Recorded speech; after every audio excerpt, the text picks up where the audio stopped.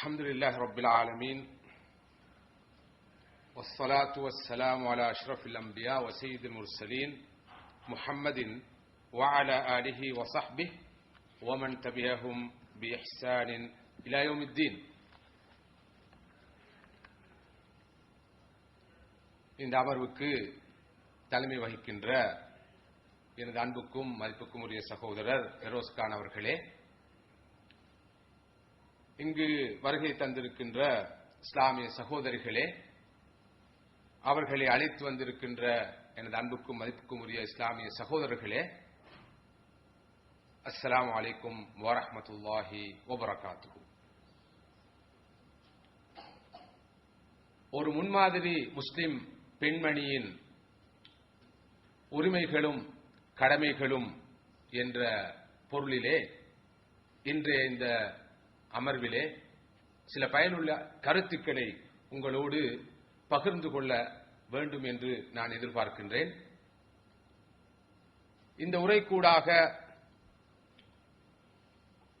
முஸ்லிம் சமூகத்தில் பெண் எத்தகைய உரிமைகளை பெற்றிருக்கிறாள் என்பதனை மேலோட்டமாக நீங்கள் விளங்கிக் கொள்ள வேண்டும் என்று நான் எதிர்பார்ப்பதோடு, குறிப்பாகவும் சிறப்பாகவும் முஸ்லிம் சமூகத்தில் ஒரு செயற்திறன்மிக்க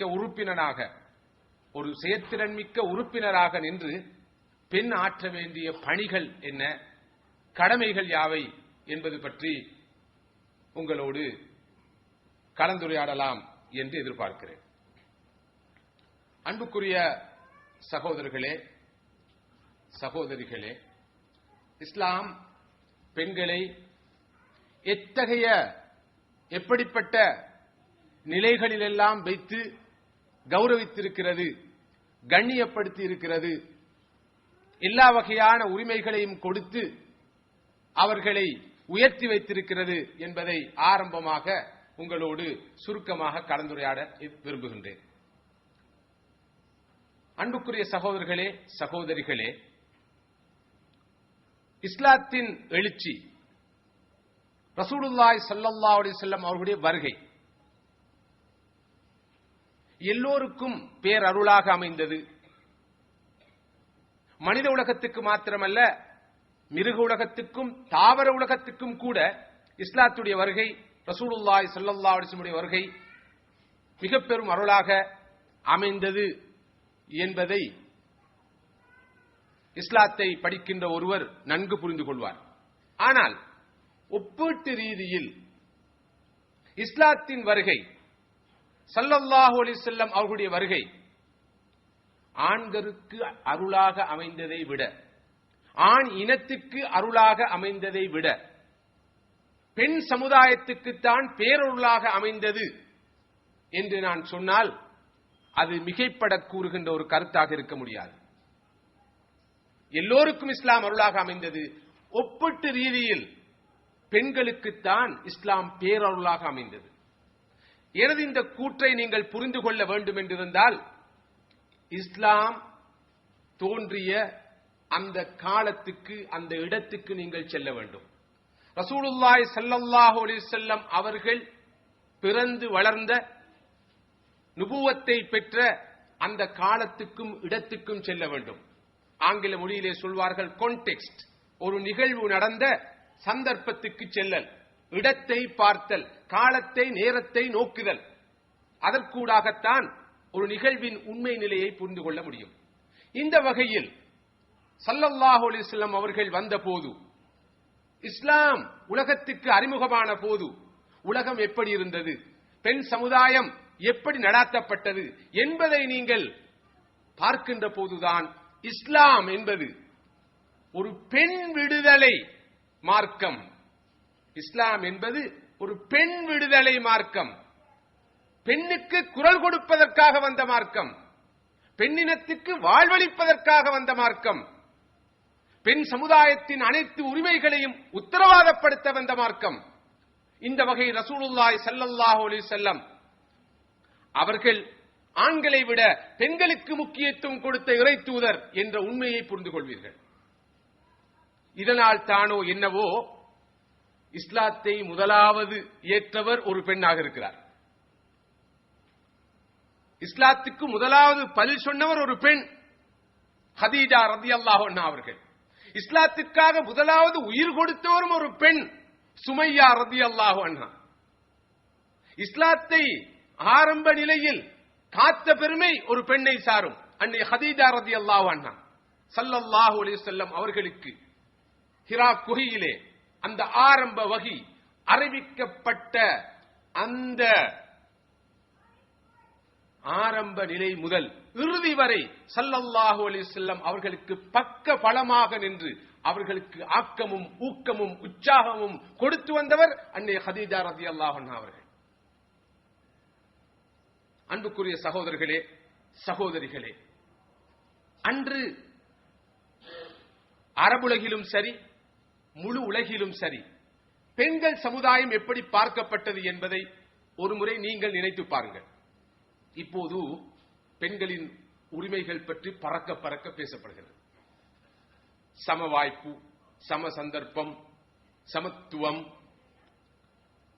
என்றெல்லாம் பேசப்படுகிறது. ஆணாதிக்கம் ஒழிக்கப்பட வேண்டும் என்று குரல் எழுப்பப்படுகிறது. பெமினிஸ்டுகள் என்று அழைக்கப்படுகின்ற பெண்ணிலைவாத அமைப்புகள் தோன்றி பெண்களின் உரிமைகளுக்காக போராடி வருகிற நிலையை பார்க்கிறோம்.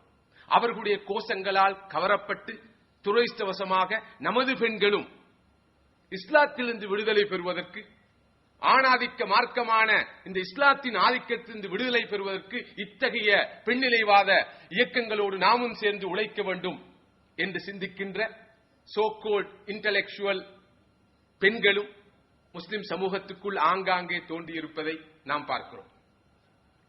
உண்மையில் இவ்வாறு பெண்களுக்காக குரல் எழுப்புவதை பற்றி நாம் கவலைப்படவில்லை.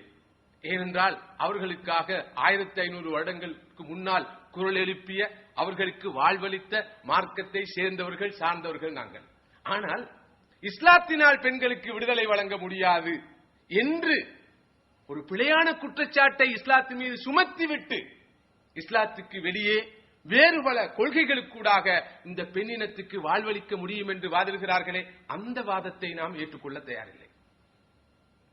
அன்புக்குரிய சகோதரர்களே, சகோதரிகளே, இன்றைய மேற்குலகம் பெண்களுக்கு வழங்கி இருக்கிற சுதந்திரம் என்ன, சம வாய்ப்பு என்ன, சமத்துவம் என்ன என்பதை பற்றி நான் பேசுவதாக இருந்தால் நீண்ட நேரம் தேவைப்படும். ஆனால் ஒரு சில விஷயங்களை சுட்டிக்காட்டி தொட்டுக்காட்டி பேச விரும்புகிறேன்.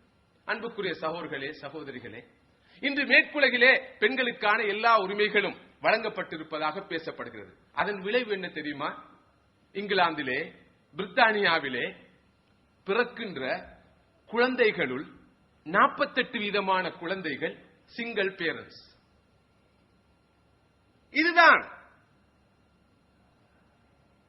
சமத்துவத்தின் விளைவு, சம உரிமையின் விளைவு. 48% குழந்தைகள் சிங்கிள் பேரண்ட்ஸ். அவர்களுள் மிக பெரும்பான்மையானவர்கள் தந்தை இல்லாதவர்கள், தந்தையை தெரியாதவர்கள். தங்களது பிறப்பு சாட்சி பத்திரத்தில், பர்த் சர்டிபிகேட்டில் ஃபாதர் என்ற இடத்தை டேஷ் பண்ணுகிற ஒரு சமுதாயத்தை தான் இன்றைய நாகரிகம் உருவாக்கி இருக்கிறது.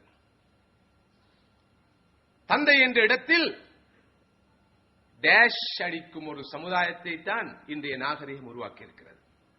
அன்புக்குரிய சகோதரர்களே, சகோதரிகளே, இந்த நிலைக்கு இஸ்லாம் பெண்களை கொண்டு வரவில்லை. இஸ்லாம் அர்த்தமுள்ள உரிமைகளை பெண்களுக்கு வழங்கியது.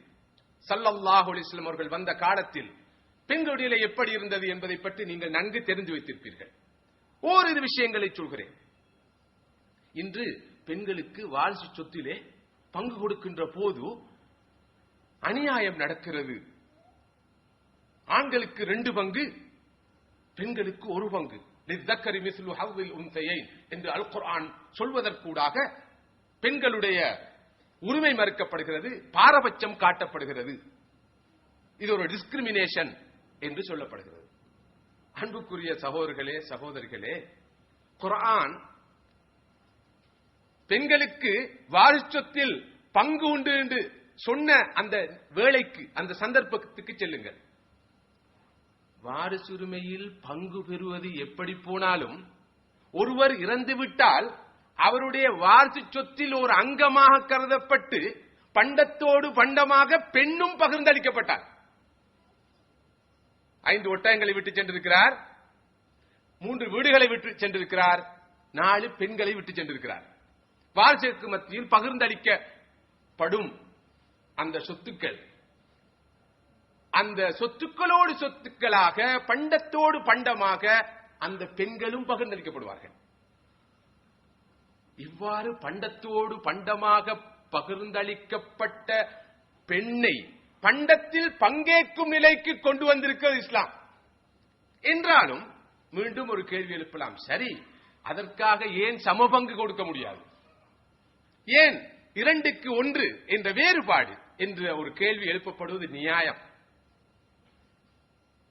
அன்புக்குரிய சகோதரர்களே, சகோதரிகளே, நான் நேற்றைய எனது உரையிலே குறிப்பிட்டதாக ஞாபகம் இருக்கிறது. இஸ்லாம் என்பது ஒரு கம்யூனிட்டி ரிலிஜன், ஒரு சமூகம் கூட்டாக பின்பற்றுகிற மார்க்கம். இஸ்லாத்தை, அதன் அழகை, அதன் வடிவை, அதன் சேர்த்திறனை, அதன் நடைமுறை சாத்தியத்தை, அது தரும் விளைவுகளை, பயன்களை நிறைவாக காண வேண்டும் என்றால் ஒரு சமுதாயம் கூட்டாக இந்த மார்க்கத்தை பின்பற்ற வேண்டும்.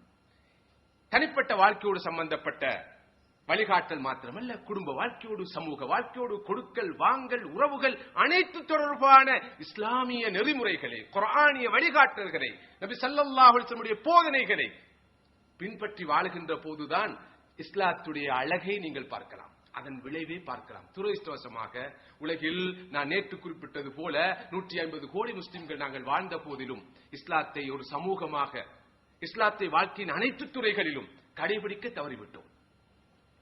தனி மனிதர்கள் பின்பற்றுகிற ஒரு மார்க்கமாகத்தான் இந்த மார்க்கம் தொடர்ந்து இருந்து வருகிறது. எனவே இதன் அழகை பார்க்க முடியாமல் இருக்கிறது. ஏன் இதை சொல்கிறேன் தெரியுமா? உண்மையான ஒரு இஸ்லாமிய சமூகத்தில், ஒரு ஐடியல் இஸ்லாமிக் சொசைட்டியில் இந்த இஸ்லாம் சரியாக அமுல்படுத்தப்படுகின்ற ஒரு சமுதாயத்தில் பெண்களுக்கு ஒரு பங்கும் தேவையில்லை. வாரிசு சொத்தில் 2 பங்கு எப்படி போனாலும் 1 பங்கு கூட அவசியம் இல்லை. ஏனென்றால் இன்றைய மேற்குலகத்தில் போல, இந்த தஜ்ஜாலிய நாகரிகத்தில் போல, இந்த ஒற்றை கண் நாகரிகத்தில் போல, இந்த அகத்தை மறந்து புறத்துக்கு மாத்திரம் முக்கியத்துவம் கொடுக்கிற இந்த நாகரிகத்தில் போல, இந்த உலக வாழ்க்கைக்கு மாத்திரம் முக்கியத்துவம் கொடுத்து மறுமை வாழ்க்கையை புறக்கணிக்கிற இந்த நாகரிகத்தில் போல இஸ்லாமிய சமூகத்தில் பெண்கள் ஆண்களுக்கு சமம் என்ற பெயரிலே வதைக்கப்படுவது இல்லை. உழைக்க வேண்டும், சம்பாதிக்க வேண்டும், குடும்பத்தை பார்க்க வேண்டும், அனைத்து விவகாரங்களிலும் சமபங்கு ஏற்க வேண்டும் என்று வதைப்பதில்லை. முஸ்லிம் சமூகத்தில் பெண் என்பவள் ஒரு அதிதி. இஸ்லாமிய சமூகத்தில் பெண் என்பவள் ஒரு அதிதி, ஒரு கெஸ்ட். இன்றைய நாகரிகத்தில், இன்றைய உலகத்தில் பெண் என்பவள் ஒரு அகதி, ஒரு ரிஃப்யூஜியுடைய நிலையில் இருக்கிறார். ஊமையன் கண்ட கனவாக பெண்ணுடைய நிலை இன்று மாறி இருக்கிறது. ஏன் தான் இந்த சம வாய்ப்புகளை, சம சந்தர்ப்பங்களை எல்லாம் கேட்டோமோ என்று இவர்கள் நினைக்க தோன்றுகிற நிலை உருவாகி இருக்கிறது. ரொம்ப கஷ்டப்படுகிறார்கள். ரொம்ப கஷ்டப்படுகிற ஒரு நிலையை இன்றைய நாகரிகம் பெண்களுக்கு உருவாக்கி இருக்கிறது. முஸ்லிம் சமூகத்திலே, இஸ்லாமிய சமூகத்திலே, இஸ்லாம் வாழுகின்ற ஒரு சமுதாயத்திலே பெண்ணுக்கு உரிய எல்லா கடமைகளையும் நிறைவேற்றுகின்ற பொறுப்பு ஆணை சார்ந்தது. ஆரம்பத்தில் தந்தை, பிறகு சகோதரன், பிறகு கணவன், பிறகு குழந்தைகள், பிறகு முழு சமூகமும் அந்த பெண்ணை பாதுகாக்கும் பொறுப்பை ஏற்றிருக்கிறது. மேற்குலக நாகரிகத்தை கடைபிடிக்கின்ற அல்லது இந்த சடவாத லோகாயுதவாத நாகரிகம் அரசோச்சுகின்ற இந்திய சமுதாயத்திலே பெண் ஆணை போலவே உழைக்க வேண்டும், சம்பாதிக்க வேண்டும். இல்லாத போது அவள் முதியோர் இல்லத்துக்குத்தான் செல்ல வேண்டும். ஃபாதர்ஹுட் கிடையாது, மதர்ஹுட் கிடையாது, சிஸ்டர்ஹுட், பிரதர்ஹுட் எல்லாம் போய்விட்டது. அந்த பந்தங்கள் எதுவும் இல்லாத காய்ந்த வறண்ட ஒரு வாழ்க்கை. குடும்பம் என்ற நிறுவனம், ஃபேமிலி யூனிட் பயங்கரமாக தகர்க்கப்பட்டிருக்கிறது. Free culture, free free free free free husband wife இல்ல, லைஃப் பார்ட்னர். Gender perspective. என்ன பாகுபாடு? அவர் எனக்கு துணைவர், நான் அவருக்கு துணைவர். கணவர் மனைவி அல்ல, வாழ்க்கை துணை, லைஃப் பார்ட்னர். ஏன் திருமணம் கூட அவசியம் இல்லை? Why can't we live together? Just live together. திருமணம் முடிச்சிட்டீங்களா? இல்ல. அப்ப இது யாரு? பாய் ஃப்ரெண்ட். திருமணம் முடிச்சிட்டீங்களா? இல்ல. இது யாரு? Girl friend. திருமணம் முடிச்சிட்டீங்களா? இல்ல. குடும்ப வாழ்க்கை நடத்துறீங்களா? ஆமா, செமி ஃபேமிலி லைஃப். அப்படின்னா லிவிங் டுகெதர். புனிதமான குடும்ப நிறுவனம் தகர்க்கப்பட்டு விட்டது. தாய்மை, தந்தை, சகோதரன், சகோதரி, மாமா, மாமி, பெரியப்பா, பெரியம்மா, குடும்பம், இரத்த பந்தம், சிலத்துர் ரஹிம், கராபா, உற்றார் உறவினர், எல்லா பந்தங்களும் அறுக்கப்பட்டு விட்டன. பக்கத்து வீட்டில் கூட யார் இருக்கிறான் என்பது எங்களுக்கு தெரியாது என்று கவலைப்படுவர்கள் இருக்கிறார்கள், பெருமைப்படுவர்களும் இல்லாமல் இல்லை. இது ஒரு வித்தியாசமான லைஃப் ஷேர். நமக்கு தெரியாது பக்கத்தில் யார் இருக்குன்னு சொல்லி. அந்த அவர் போறாரே 5 வருஷமா நம்ம காம்ப்ளெக்ஸ்ல தான் இருக்காரு, நமக்கு தெரியாது. எப்படிப்பட்ட நாகரீகம்! இஸ்லாமிய சமூகத்தில் இதை காண முடியாது. இஸ்லாமிய சமுதாயத்திலே ஒரு இறுக்கமான உறவு, சொலிடாரிட்டி, கோஆபரேஷன், பரஸ்பர ஒத்துழைப்பு, பரஸ்பர கூட்டுறவு, அன்பு, பாசம், இவை அனைத்தும் இருக்கும். அங்கே அதிகமாக அரவணைக்கப்படுவோர் யார் தெரியுமா? தாய், மகள், மனைவி, மாமி, சிற்றன்னை, பெரியம்மா என்றெல்லாம் அழைக்கப்படுகிற இந்த பெண் சமுதாயம் தான். இந்த நிலை உலகத்திலே அருகிக் கொண்டு செல்கிறது. குடும்ப நிறுவனத்துக்கு பயங்கரமான அச்சுறுத்தல். அன்புக்குரிய சகோதரர்களே, சகோதரிகளே, ஒரு ஆரோக்கியமான சமூகம் உருவாக்க வேண்டும் என்றால் ஒரு ஆரோக்கியமான குடும்பம் உருவாக்க வேண்டும். எனவேதான் குடும்பம் என்ற நிறுவனத்தை மைக்ரோ சொசைட்டி என்று வர்ணிப்பார்கள். ஒரு சிறிய சமூகம். குடும்பம் என்ற அந்த நிறுவனம் சீராகாத போது ஒரு சீரான சமுதாயம் உருவாக போவதில்லை. எனவே தாய் வேண்டும், தந்தை வேண்டும், சகோதர சகோதரிகள் வேண்டும், பாட்டன் பாட்டி வேண்டும். அத்தகைய உலகம் தான் அழகான உலகம், நிறைவான உலகம், நிம்மதியான உலகம், திருப்தியான உலகம். இன்று உலகிலே எல்லா வளங்களையும் மனிதர்கள் பெற்றிருந்தும் நிம்மதியை இழந்திருக்கிறார்களா? சந்தோஷத்தை இழந்திருக்கிறார்களா? அமைதியை இழந்திருக்கிறார்களா? காரணம் என்ன? உலகத்தை படைத்து பரிபாலித்து ரட்சித்து காப்பாற்றுகின்ற இறைவனுடைய நியதிகளுக்கு மாறு செய்து வருகிறார்கள். அதன் விளைவை தான் கோரமாக நாங்கள் அனுபவித்துக் கொண்டிருக்கிறோம். இந்த சடவாத உலகில், இந்த லௌகீக உலகில், இந்த அகத்தை மறந்த உலகில், ஆன்மீகத்தை மறந்த உலகில், மறுமை மறந்த இந்த உலகில். எனவே ஒரு இஸ்லாமிய சமூகத்தில் பெண்களுக்கு கணவன் மகர் கொடுக்க வேண்டும். சீதனம், தௌரி, கைக்கூலி, வரதட்சணை, இன்னும் என்னெல்லாமோ இருக்கிறதே. இதற்கெல்லாம் இஸ்லாத்தில் இடம் இருக்கிறதா? 100% ஜாஹிலியத்துகள், 100% ஜாஹிலியத்துகள், இஸ்லாத்துக்கு முரணான கொள்கைகள், நிலைப்பாடுகள். முஸ்லிம் சமூகத்தில், தூய இஸ்லாமிய சமூகத்தில் இந்த மாப்பிள மாட்டுக்கு எந்த பெருமதியும் கிடையாது. இந்த ஸ்டட் புல்லுக்கு அவன் சந்தையில் விற்கப்படுவதில்லை, பேரம் பேசப்படுவதில்லை, அந்த கேவல நிலைக்கு ஆண் செல்வதில்லை. ஆண் யார் தெரியுமா? அர்ரிஜாலு கவ்வாமூன அலன் நிஸா. குர்ஆன் சொல்லுது, ஆண்கள் தான் பெண்களை நிர்வகிப்பவர்கள். நிர்வகிப்பவர்கள் சொன்னா அவரிடம் காசு வாங்கலாமா? வீடு வாங்கலாமா? வாகனம் வாங்கலாமா? அசையும் சொத்துக்கள் வேண்டாம், அசையா சொத்துக்களையாவது தாருங்கன்னு கேட்கலாமா? காசி வானாம், வாகனம் வானாம், ஆனா வீடு ஒன்று கண்டிப்பா வேணும் என்று கேட்கலாமா? அது அவனுடைய ஆண்மைக்கு இழுக்கல்லவா, அவமானம் அல்லவா? இப்படியெல்லாம் செய்துவிட்டு, கேவலமான வேலைகளை செய்துவிட்டு வீட்டிலே அடிக்கடி யார் தெரியுமா நாம்பளன்றதை மறந்துட்டியான்னு கேட்டா அவன் மனசுக்கு சொல்றா, மறந்து கனகாலம், ரொம்ப காலம், யாரும் ஆம்பளை சொன்னதுன்னு அவன் மனசுல நினைச்சு கொள்றான். அந்த சைக்காலஜி தான் வீட்டுல வேலை செய்யுது.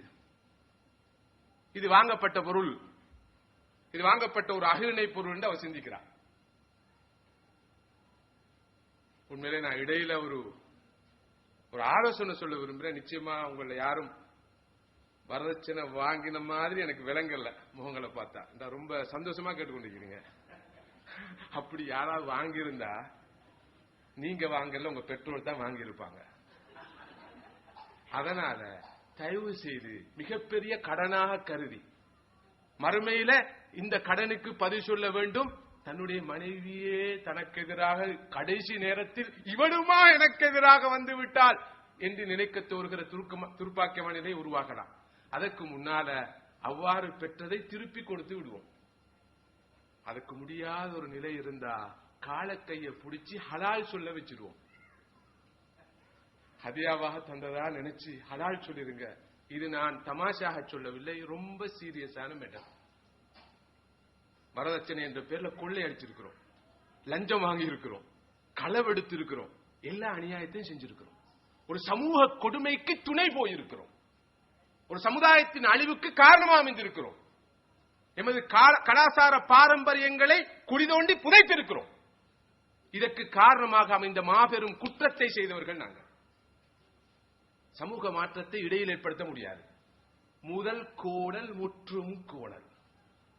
ஜாஹிலியத் அடிப்படையில் திருமண வாழ்க்கை ஆரம்பித்து விட்டு இடையிலே இஸ்லாமைஸ் பண்ண போனால், இஸ்லாமியமயப்படுத்த போனால் எப்படி? சாத்தியப்படாது. ஆரம்பம் முதல் விழிப்பாக கவனமாக இருக்க வேண்டும். அன்புக்குரிய சகோதரர்களே, சகோதரிகளே, இங்கு நான் என்ன விஷயத்தை பேசிக் கொண்டிருக்கிறேன் என்பதை நீங்கள் அறிவீர்கள். இஸ்லாமிய சமுதாயத்தில் பெண்கள் அதிதிகள், அகதிகள் அல்ல. இஸ்லாமிய சமுதாயத்தில் பெண்கள் சமுதாயத்தின் கண்களாக மதிக்கப்படுவார்கள். இன்றைய சமுதாயத்தில் உண்மையில் பெண்கள் சமூகத்தின் தூண்களாக மாறிவிட்டார்கள்.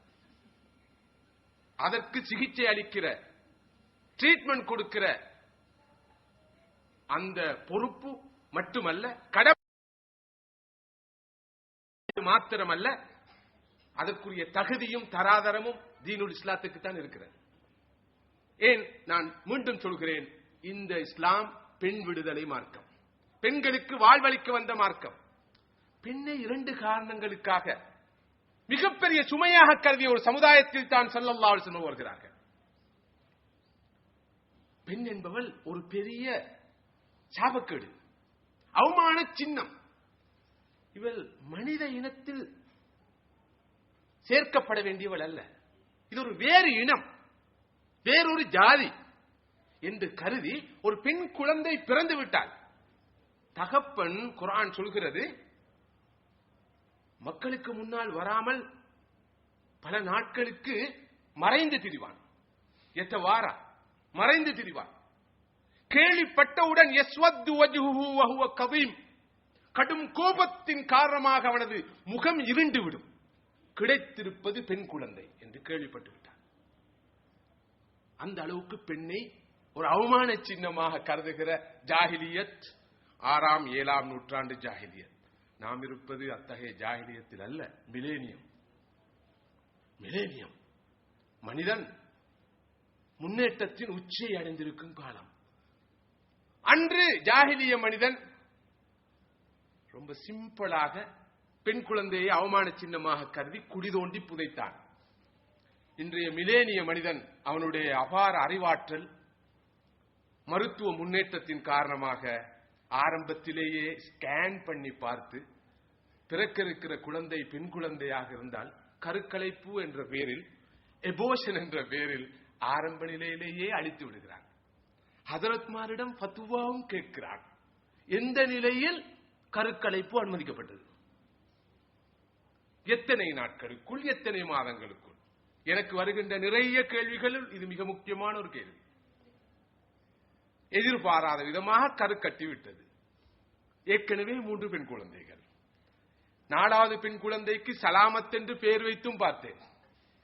அதாவது தொடர்ந்து பெண் குழந்தைகள் கிடைத்தால் கடைசியாக கிடைக்கிற பெண் குழந்தையுடைய பேரோடு சலாமத் என்பதை சேர்த்து விட்டால் அதற்கு பிறகு கிடைக்கிற குழந்தை ஆண் குழந்தையாக இருக்கும் என்ற நம்பிக்கை இன்று வரை நினைவு வருகிறது. மிலேனியம். சலாமத் என்று பெயருக்கு பின்னாலும் சலாமத்து வாப்பா இதோட போதும் என்றுதான் சலாமத் என்று பெயர் வைக்கிறது. அதற்கு பிறகும் பெண் குழந்தை கிடைக்குது.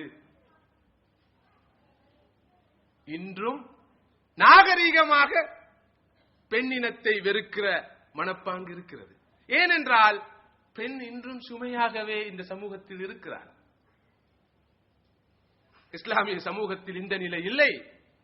பெண்ணுக்குரிய நஃபக்கா, செலவு, கிஸ்வா, ஆடை அனைத்தும் ஆனால் வழங்கப்படுவது சன்மார்க்க கடமை.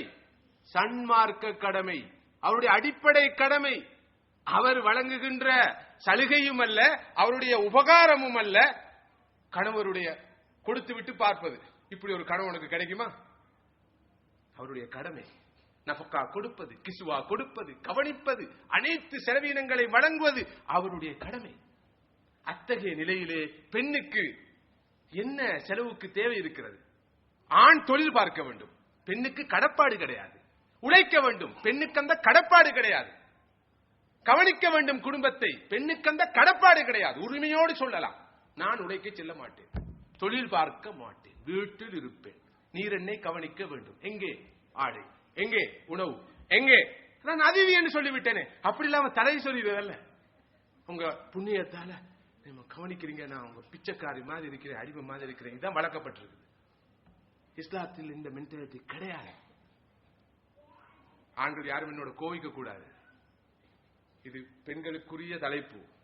அவர்களுடைய உரிமைகளை இப்படி ஒரு தலைப்பிலாவது நாம் பேச கடமைப்பட்டிருக்கிறோம். ஏற்கனவே இஸ்லாத்தை ஆணாதிக்க மார்க்கமாக பலர் மாற்றி இருக்கிறார்கள், இஸ்லாம் சொல்லாத போதும். அன்புக்குரிய சகோதரர்களே, சகோதரிகளே, மற்றொரு காரணத்துக்காக அன்று பெண்களை புதைத்தார்கள், பொருளாதார காரணத்துக்காக. இன்று போல் அன்றும் ஒரு சுமையாக கருதி பெண்களை புதைக்கிறார்கள். அத்தகைய ஒரு சூழ்நிலையிலேதான் இஸ்லாம் எழுச்சி பெறுகிறது. ஸல்லல்லாஹு அலைஹி வஸல்லம் அவர்கள் வருகிறார்கள். வந்தவர்கள் என்ன சொல்கிறார்கள், என்ன பிரகடனம் செய்கிறார்கள்? பண்டத்தோடு பண்டமாக பகிர்ந்தளிக்கப்பட்ட பெண், மனித ஆத்மாவை இழந்தவளாக கருதப்பட்ட பெண், உயிரோடு புதைக்கப்பட வேண்டிய பெண். இந்த பெண்ணை பற்றி என்ன சொன்னது குர்ஆன்?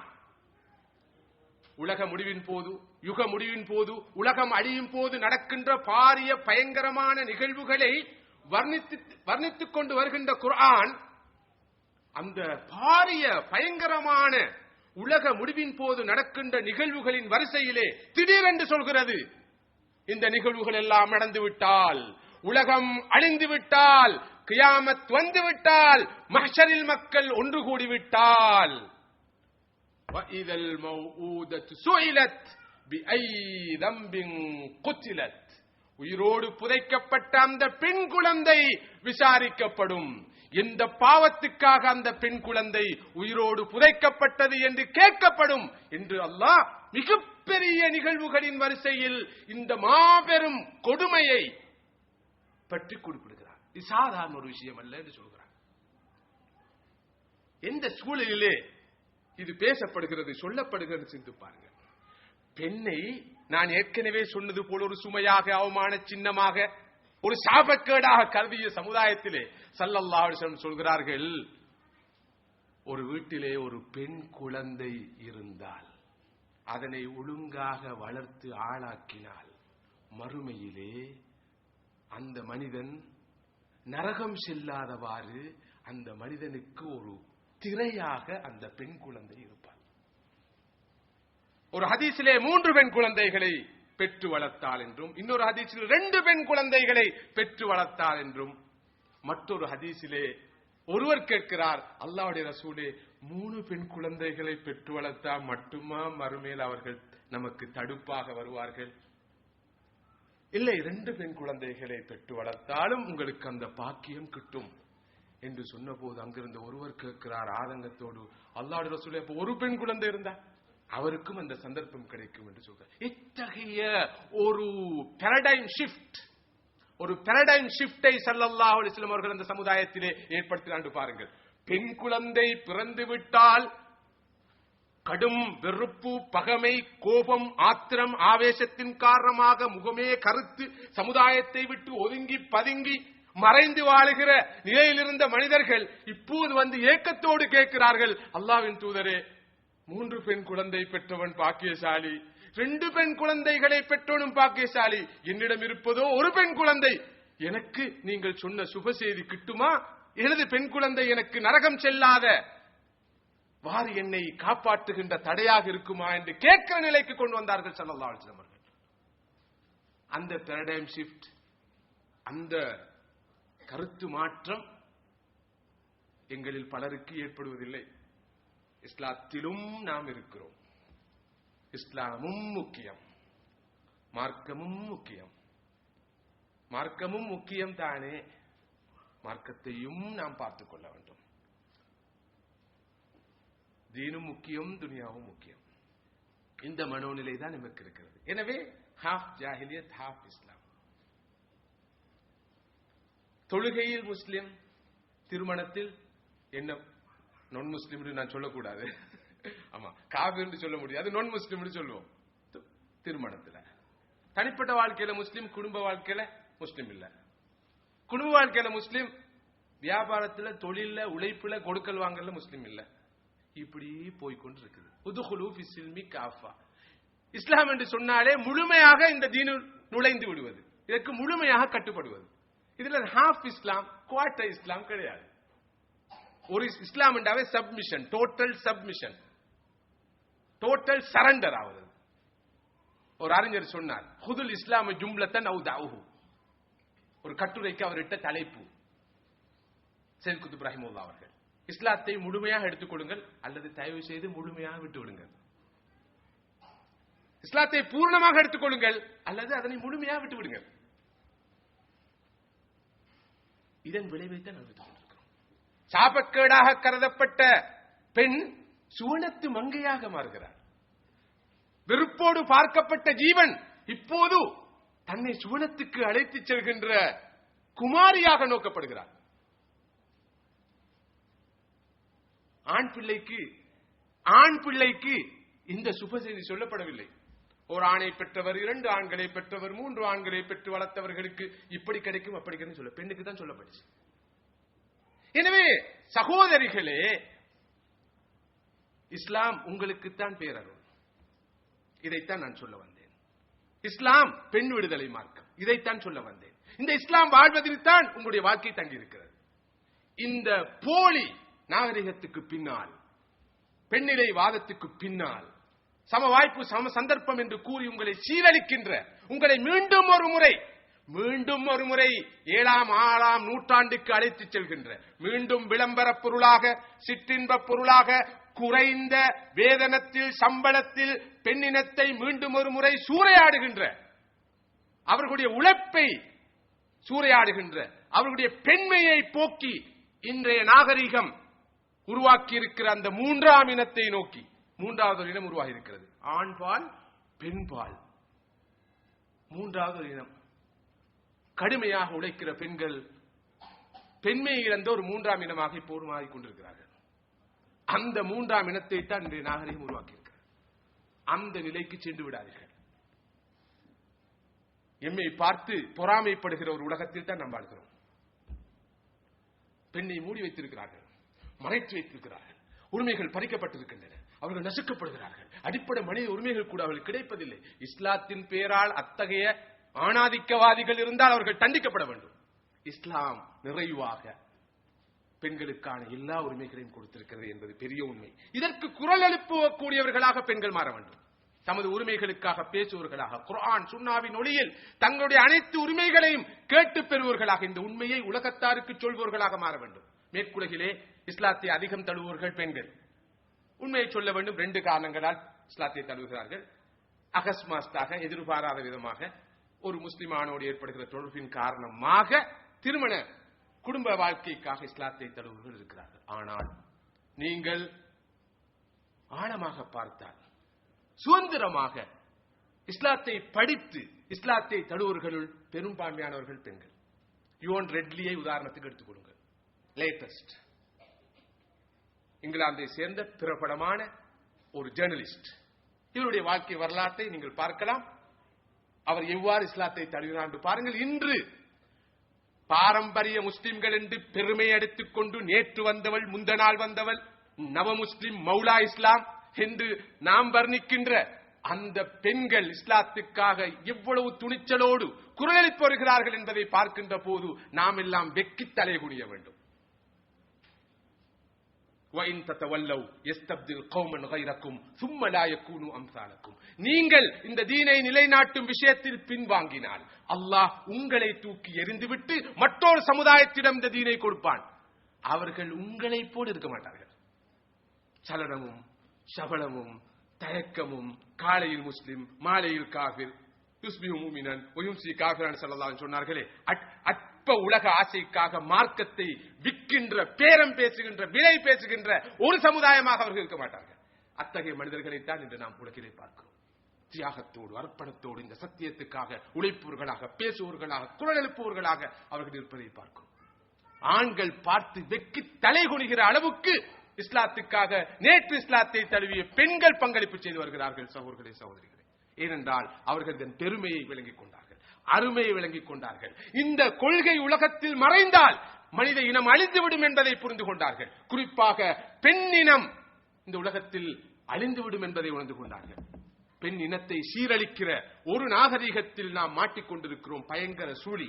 இந்த சுழியிலிருந்து எம்மை, எமது சகோதரிகளை, எமது தாய்மார்களை மாத்திரமல்ல, முழு பெண் சமுதாயத்தையும் காப்பாற்றுகின்ற மிகப்பெரிய தார்மீக கடப்பாடு எனக்கும் உங்களுக்கும் இருக்கிறது. மனிதன்ற நிலையில் இஸ்லாம் பெண்ணை எவ்வாறு கௌரவித்திருக்கிறது? நான் நினைக்கிறேன் சில போது எனது உரையின் முதற் பகுதியோடு நேரம் முடிந்து விடுமோ என்ற அச்சம் எனக்கு ஏற்படுகிறது. என்றாலும் சொல்ல வேண்டியதை சொல்லிக்கொண்டே போகிறேன். சுருக்கமாக வேண்டும். மனிதன் என்ற நிலை, முதலாவது மனிதன் என்ற அந்தஸ்தை இஸ்லாம் கொடுத்தது. சில போது உங்கள் பலர் சிரிக்கலாம். மீண்டும் கான்டெக்ஸ்டுக்கு செல்லுங்கள். மனிதனாக மதிக்கப்படாத காலம் அரபுலகில் மாத்திரமல்ல, ஐரோப்பாவிலே, பிரான்சில் கூட பெண்ணுக்கு மனிதாத்மா இருக்கிறதா என்று மத்திய காலத்தில், மிடில் ஏஜ் என்று மனிதன வரலாற்றில் வர்ணிக்கப்படுகிற மத்திய காலத்திலே பெண்ணுக்கு ஆணுக்கு போல மனித ஆத்மா இருக்கிறதா என்று ஆய்வு நடந்திருக்கிறது. அல்லது வேறொரு ஜாதி இனமா, மிருக இனம் போல ஒரு இனமா என்று கூட ஆய்வு செய்திருக்கிறார்கள். அத்தகைய ஒரு சூழ்நிலையில் தான் இஸ்லாம் வந்து சொன்னது. ஹஜ்ரத் ஜஃபருல்லா ரஹ்மானி அவர்கள் ஓதி காண்பித்த அந்த ஆயத்து, நியாயம் இல்லாமல், மிக மிக நியாயமான காரணம் இல்லாமல் தலாக்கை விரும்பினால், விவாகரத்தை எதிர்பார்த்தால், தனது கணவனிடமிருந்து பிரிய வேண்டும் என்று விரும்பினார், அது எவ்வளவு பயங்கரமான விளைவு என்பதை இந்த காலத்து பெண்கள் குறிப்பாக மனதில் ஆழமாக கொள்ள வேண்டும். முஸ்னத் அஹ்மதில் பதிவாக இருக்கிற ஒரு ஹதீஸை மாத்திரம் இங்கு மேற்கோள் காட்டுகிறேன். ஐயுமம்ரா சஅலத் ஜௌஜஹா த்தலாக் மின் கைரி மா பஅஸின் ஃபஹராமுன் அலைஹா ராயிஹத்துல் ஜன்னah. நியாயமான காரணம் இல்லாமல், வேறு வழியே இல்லை என்ற நிலை தோன்றாத வரைக்கும், அத்தகைய நிலை இல்லாத நிலையில் ஒரு பெண் தனது கணவனிடமிருந்து விவாகரத்து கோரினால் சுவனம் செல்வது எப்படி இருந்தாலும் சுவனத்தின் வாடையை கூட அவள் நுகரமாட்டாள் என்று எச்சரிக்கை செய்திருக்கிறார்கள் ரசூலுல்லாஹி ஸல்லல்லாஹு அலைஹி வஸல்லம் அவர்கள். அன்புக்குரிய சகோதரர்களே, சகோதரிகளே, இத்தகைய ஒரு அழகான வாழ்க்கை, கட்டுப்பாடான ஒரு வாழ்க்கை, கட்டுக்கோப்பான ஒரு வாழ்க்கை, பண்பாடான நாகரிகமான ஒரு வாழ்க்கை, இறுக்கமான குடும்ப உறவுள்ள ஒரு வாழ்க்கை இந்த இஸ்லாம் எனக்கும் உங்களுக்கும் கற்றுத்தருகன்னு சிந்தித்து பாருங்க. முழு மனித சமுதாயம் இருளில் இருக்கிறது, நாம் ஒளியில் இருக்கிறோம். ஆனால் இருள் இருப்பவர்கள் விழித்துக் கொண்டிருக்கிறார்கள், ஒளியில் இருக்கிற நாங்கள் தூங்கிக் கொண்டிருக்கிறோம். இருள் இருப்பவர்கள் விழித்துக் கொண்டு தட்டு தடுமாறி எதையாவது செய்து கொண்டிருக்கிறார்கள். ஒளியில் இருக்கிற நாங்கள் தூங்கிக் கொண்டிருக்கிற காரணத்தினால் நாம் பெற்றிருக்கிற ஒளியினால் எந்த பிரயோசனமும் இல்லாத நிலை இருக்கிறது. எனவே நாம் விடுத்துக் கொள்ள வேண்டும், அவசரமாக விடுத்துக் கொள்ள வேண்டும். நாம் நல்வழி பெற, முழுமனித சமுதாயத்திற்கும் நேர்வழியை காட்ட. அன்புக்குரிய சகோதரர்களே, சகோதரிகளே, பெண்களுக்குள்ள கடமைகளை பற்றி நாம் பேசிக் கொண்டிருக்கிறோம். குறிப்பாக கணவன் பால் உள்ள கடமைகளை பற்றி பேசிக் கொண்டிருக்கிறோம். தனது மானத்தை, தனது கற்பை ஒரு பெண் கண்ணாக மதித்து பாதுகாக்கிற கடப்பாட்டை கொண்டவளாக இருக்கிறார். ஒரு பெண் தனது வீட்டுக்கு வெளியே தனது ஆடையை களைவாள் என்றால் அல்லாஹ் அவளுக்கு கொடுத்திருந்த பாதுகாப்பு அரணை அவள் தகர்த்து விட்டாள். ஒரு பெண் தன் வீட்டுக்கு வெளியே தன் ஆடையை களைவாள் என்றால் அல்லாஹ் அவளுக்கு கொடுத்திருந்த பாதுகாப்பு அரணை தகர்த்து விட்டான். இன்று உலகமே கொக்கரித்துக் கொண்டிருக்கிற ஒரு பிரச்சனை, எல்லோரும் கேட்கிற பிரச்சனை, குறிப்பா மேற்குலக நாடுகள் இருக்கிற பிரச்சனை, பெண்களுக்கு பாதுகாப்பு இல்லை. கண்ணால தின்றான், வாயால தின்றான், பெண்களுடைய கற்புக்கு பாதுகாப்பு இல்லை. இப்படியா நிலை உருவாகி இருக்குது. பெண்கள் கடத்தப்படுகிறார்கள், மானபங்கப்படுத்தப்படுகிறார்கள். பாடசாலைக்கு சென்ற பெண் குழந்தை வீட்டுக்கு திரும்பி வருமா என்ற பிரச்சனை மேற்குலக நாடுகளில் இப்போது உருவாகி இருக்கிறது. இது பற்றிய நிறைய தகவல்கள் இருக்கின்றன, சொல்வதற்கு கால நேரம் இடம் தராது, மீண்டும் மீண்டும் சொல்றேன். அன்புக்குரிய சகோதரர்களே சகோதரிகளே, படைத்த ரப்புல் ஆலமீன் சொல்றான், ஒரு பெண் தனது ஆடையை வீட்டுக்கு வெளியே களைந்தால் ரப்புல் ஆலமீன் அல்லாஹ்வுக்கு கொடுத்திருக்கிற பாதுகாப்பு அரணை தகர்த்து விடுவான். இனி எங்கே பாதுகாப்பு இருக்கு? போலீசால பாதுகாப்பு கொடுக்கலாமா? பெற்றோரால பாதுகாப்பு கொடுக்கலாமா? ஏனைய பாதுகாப்பு அதிகாரிகளால் இந்த பெண்களை பாதுகாக்கலாமா? எத்தனை எத்தனை சட்டங்களை வகுத்தாலும் ரப்புல் ஆலமீனான அல்லாஹ் தனது பாதுகாப்பை வாபஸ் வாங்கிவிட்டால் பாதுகாப்பு கிடைக்காது. விளைவு என்ன? இந்த நேரம் அச்சுறுத்தல். நான் லண்டனுக்கு போயிருந்த போது அங்கே நம்பகமான ஒரு சகோதரர் சொன்ன செய்தியை இங்கு நான் சொல்லலாம் நினைக்கிறேன். மிக சுருக்கமாக சொல்கிறேன். சில இளைஞர்கள் வளமை போல மக்கள் நடமாட்டம் இல்லாத ஒரு இடத்தில் 2 இளைஞர்கள் பதுங்கி இருந்து அந்த பக்கமாக ஒரு பெண் செல்லும் வரை பார்த்திருந்திருக்கிறார்கள், அவனை கடத்தி செல்வதற்கு. அப்போது பலர் போயிருக்கிறார்கள், பலரோடு போயிருக்கிறார்கள். கடைசியாக ஒரு முஸ்லிம் பெண் பிள்ளை அந்த இடத்தை கடந்து போய்கொண்டிருக்கிறது. ஹிஜாபுடைய ஆடையோடு ஒழுக்கமாக பண்பாடாக அந்த பெண் பிள்ளையை விட்டு விட்டார்கள். அதனை தொடர்ந்து வந்த அரைகுறை ஆடையோடு வந்த ஒரு பெண் குழந்தை அவர்கள் கடத்தி சென்று விட்டார்கள், கெடுத்து விட்டார்கள். ஆனால் உங்களுக்கு தெரியும், இங்கிலாந்து போன்ற நாடுகளில் எல்லா இடங்களிலும் கேமராக்கள் பொருத்தப்பட்டிருக்கிற காரணத்தினால் அவ்வளவு காட்சிகளும் பதிவாகிவிட்டன. 2 இளைஞர்களும் கைது செய்யப்பட்டார்கள், நீதிமன்றத்தில் சமர்ப்பிக்கப்பட்டார்கள், ஆஜராக்கப்பட்டார்கள். விசாரணை தொடர்ந்தது. கேமரா போட்டு பார்க்கப்படுகிறது. இளைஞரிடம் கேட்கப்பட்டது, ஆரம்பத்தில் தன்னை மறைத்துக் கொண்ட, உடலை மறைத்துக் கொண்ட ஒரு முஸ்லிம் பெண் இந்த வழியாக சென்றாலே அவளும் தனியாகத்தானே சென்றாள், ஏன் அவளை நீங்கள் பிடித்துக் கொள்ளவில்லை? அதுக்கு பிறகு வந்த அந்த அரைகுடைய ஆடையான இந்த பெண் பிள்ளையை ஏன் பிடித்தீர்கள்? அவர்கள் சொன்ன பதில் என்ன தெரியுமா? அவள் எங்கே தனியாக சென்றால் 2 பக்கமும் 2 ஆண்கள் சென்றார்களே, அதனால் தான் அந்த பெண்ணை நாங்கள் பிடிக்கவில்லை. பிறகு தனியே வந்தவளை பிடித்துக் கொண்டோம். இவர்கள் சொன்னார்கள், என்ன பேசுகிறீர்கள்? இதோ கேமராவிலே அந்த பெண் மாத்திரம் தான் இருக்கிறார், பக்கத்தில் யாரும் இல்லை. அவர்கள் சத்தியம் செய்து சொன்னார்கள், இல்லை, எமது கண்களுக்கு அப்படித்தான் பட்டது. இதற்கு என்ன விளக்கம் கொடுப்பது என்று எனக்கும் தோன்றவில்லை. நீங்கள் ஏதாவது விளங்கிக் கொள்ளலாம். இங்கே கராமத்துகளை பேசி உங்களை ஏமாற்றவும் நான் விரும்பவில்லை. சொல்லப்பட்ட சம்பவம் நம்பகமான ஒரு சகோதரர் பரபரப்பாக இங்கிலாந்தில் பேசப்பட்ட ஒரு செய்தியாக சொல்லி பத்திரிகைகளும் இது வெளிவந்தது என்பதை சொன்னதை தொடர்ந்து இங்கு நான் சொல்கிறேன். இதுவெல்லாம் அல்லாஹ்வுக்கு பெரிய செய்திகள் அல்ல. போதிய காரணங்களுக்கு வெளியே, சபபுகளுக்கு வெளியே சென்று எதையும் செய்யக்கூடிய ஃபஅாலுல் லிமா யுரீத், அவன் தான் நாடியதை செய்வான். அவன் எப்படியும் பாதுகாக்க விரும்புவர்களை பாதுகாப்பான். அன்புக்குரிய சகோதரர்களே சகோதரிகளே, மானத்தை, கௌரவத்தை பாதுகாத்துக் கொள்ள வேண்டும். உடை விஷயத்தில் மிக கவனமாக இருக்க வேண்டிய தேவை அவசியம் இருக்கிறது. இன்று மிகப்பெரிய ஜாஹிலியத் பெண்களுடைய உடை கலாச்சாரத்தின் விளைவாக ஏற்பட்டிருக்கிற ஜாஹிலியத். நேற்று கூட நிகழ்ச்சி முடிந்ததற்கு பின்னால் 2 சகோதரர்கள், நான் நினைக்கிற அளவுக்கு அவர்கள் தக்வா உள்ள சகோதரர்களாக இருக்க வேண்டும் என்று நான் நினைக்கிறேன். லா உஸக்கி அலல்லாஹி அஹதன். இருவரும் வந்து கேட்டது என்னவென்றால், எங்களுக்கு எந்த பிரச்சனையும் இல்லை, நாங்கள் அல்லாஹ்வை பயந்து வாழ 100% விரும்புகிறோம். ஆனா ஒரே ஒரு பிரச்சனை, எங்கள் ஈமானுக்கு இருக்கிற மிகப்பெரிய அச்சுறுத்தல் இந்த பெண்கள் தான். இவருடைய ஆடை, இவருடைய போக்கு, இதுதான் எங்களை பயங்கரமாக அச்சுறுத்திக் கொண்டிருக்கிறது. இந்த பாவத்திலிருந்து விடுபடுவதற்கு மட்டும் ஒரு பிராக்டிக்கலான சொல்யூஷனை, ஒரு வழியை எங்களுக்கு சொல்லுங்க என்று 2 பேரும் கேட்டாங்க. ஒரு பெண் தொழாத போது அந்த பாவம் அவளோடு மாத்திரம் மட்டுப்படுத்தப்படுகிறது. நோன்பு நோக்காத போது அவளோடு மாத்திரம் மட்டுப்படுத்தப்படுகிறது. ஒரு பெண் அரைகுறை ஆடை அணிந்து தன்னை ஜாஹிலியத்தாக அலங்கரித்துக் கொண்டு செல்கின்ற போது அந்த பாவம் அவளோடு மாத்திரம் மட்டுப்படுத்தப்படுவதில்லை, மற்றும் பலர் கெட்டவர்கள் அல்ல நல்லவர்களும் சேர்ந்து கெடுவதற்கு அவள் காரணமாக அமைகிறாள்.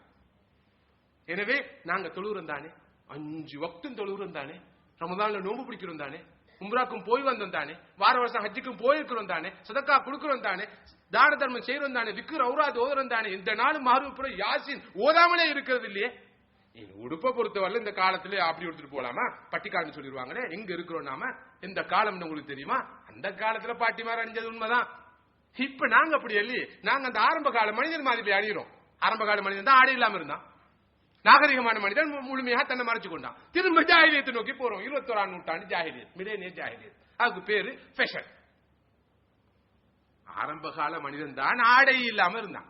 பிறகு அரைகுறை ஆடை அணிந்தான். இதான வரலாறு. அதுக்கு பிறகுதான் ஒழுக்கமா தன்னை மறைச்சு கொண்டான். மீண்டும் மனித சமுதாயம் அந்த ஜாஹிலியத்தை நோக்கி போய்கொண்டிருக்குது. அன்புக்குரிய சகோதரர்களே, சகோதரிகளே, இந்த விஷயத்தில் மிக கவனமாக இருக்க வேண்டும். அடுத்தது, தனது கணவனுடைய விருப்பு வெறுப்புகளை மதிக்க வேண்டும். ஒரு பெண்ணை அவருடைய கணவர் படுக்கைக்கு அழைத்து அந்த பெண் மறுத்துவிட்டால் அவர் கோபமாக இருக்கும் நிலையில் படுக்கைக்கு சென்றால் அடுத்த நாள் காலை வரை மலக்குகள் அந்த பெண்ணை சபித்துக் கொண்டு இருப்பார்கள் என்று சொன்னார்கள் ஸல்லல்லாஹு அலைஹி வஸல்லம். முழு நாள் இரவும் அல்லாஹ்வுடைய சாபத்துக்கு உட்பட்டவளாக அந்த பெண் இருப்பாள் என்று சொன்னார்கள் ஸல்லல்லாஹு அலைஹி வஸல்லம் அவர்கள். சஹீஹ் முஸ்லிமிலே பதிவாயிருக்கிற ஹதீஸ். தனது கணவனை மாத்திரமல்ல, தனது கணவனுடைய பெற்றோரையும் மதித்து நடக்க ஒரு பெண் கடமைப்பட்டிருக்கிறார்.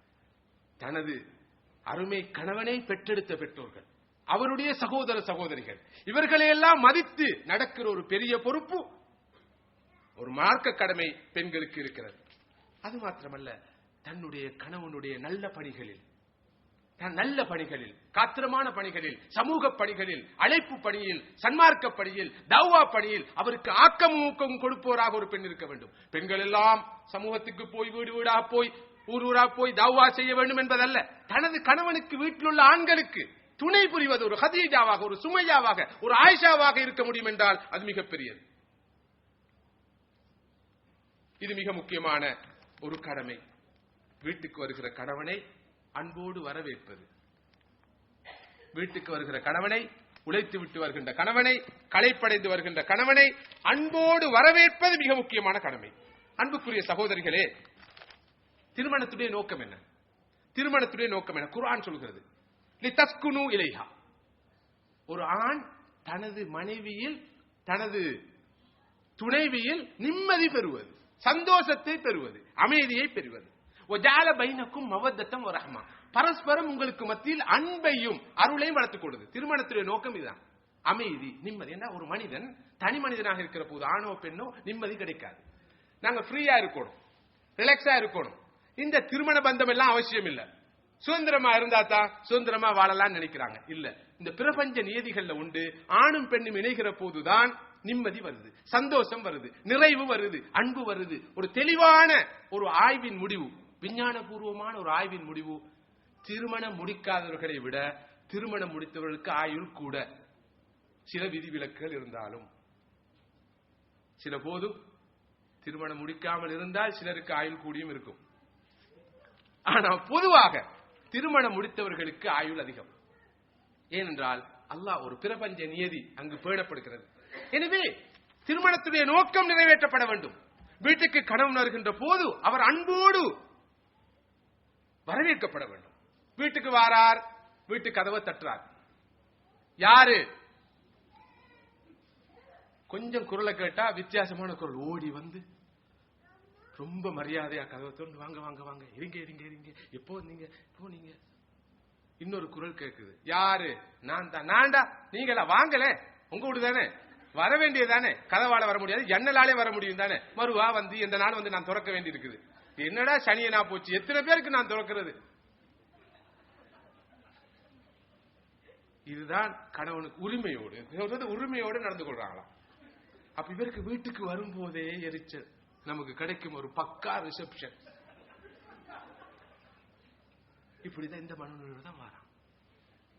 ஸல்லல்லாஹு அலைஹி வஸல்லம் சொன்னார்கள், ஒருவர் நீண்ட பயணத்துக்கு பின்னால் வீடு திரும்புகின்ற போது நேரடியாக வீட்டுக்கு செல்லாமல் ஒரு பள்ளிவாசலில் தங்கி, ஒரு இடத்தில் தங்கி வீட்டுக்கு செய்தி அனுப்ப வேண்டும். எதற்காக தெரியுமா? வீட்டில் உள்ள அவருடைய மனைவி குளித்து தன்னை அலங்கரித்துக் கொண்டு தனது கணவனை வரவேற்பதற்கு தயாராக வேண்டும். எத்தகைய பிராக்டிக்கல் மார்க்கம் இது! யார் வருவதற்காகவும் தயாராகிற பெண்கள், வீட்டுக்கு வருகிற விருந்தாளிகள், அவர் இவர் எல்லோருக்காகவும் தன்னை அலங்கரித்துக் கொள்கிற பெண்கள் கணவனுக்கு முன்னால மாத்திரம் ரொம்ப நேச்சுரலாக இருப்பார்கள். இவர் தானே, இவருக்கும் அலங்கரிக்கணும். என்ன புது பொன் மாப்பிள்ளையானாங்க?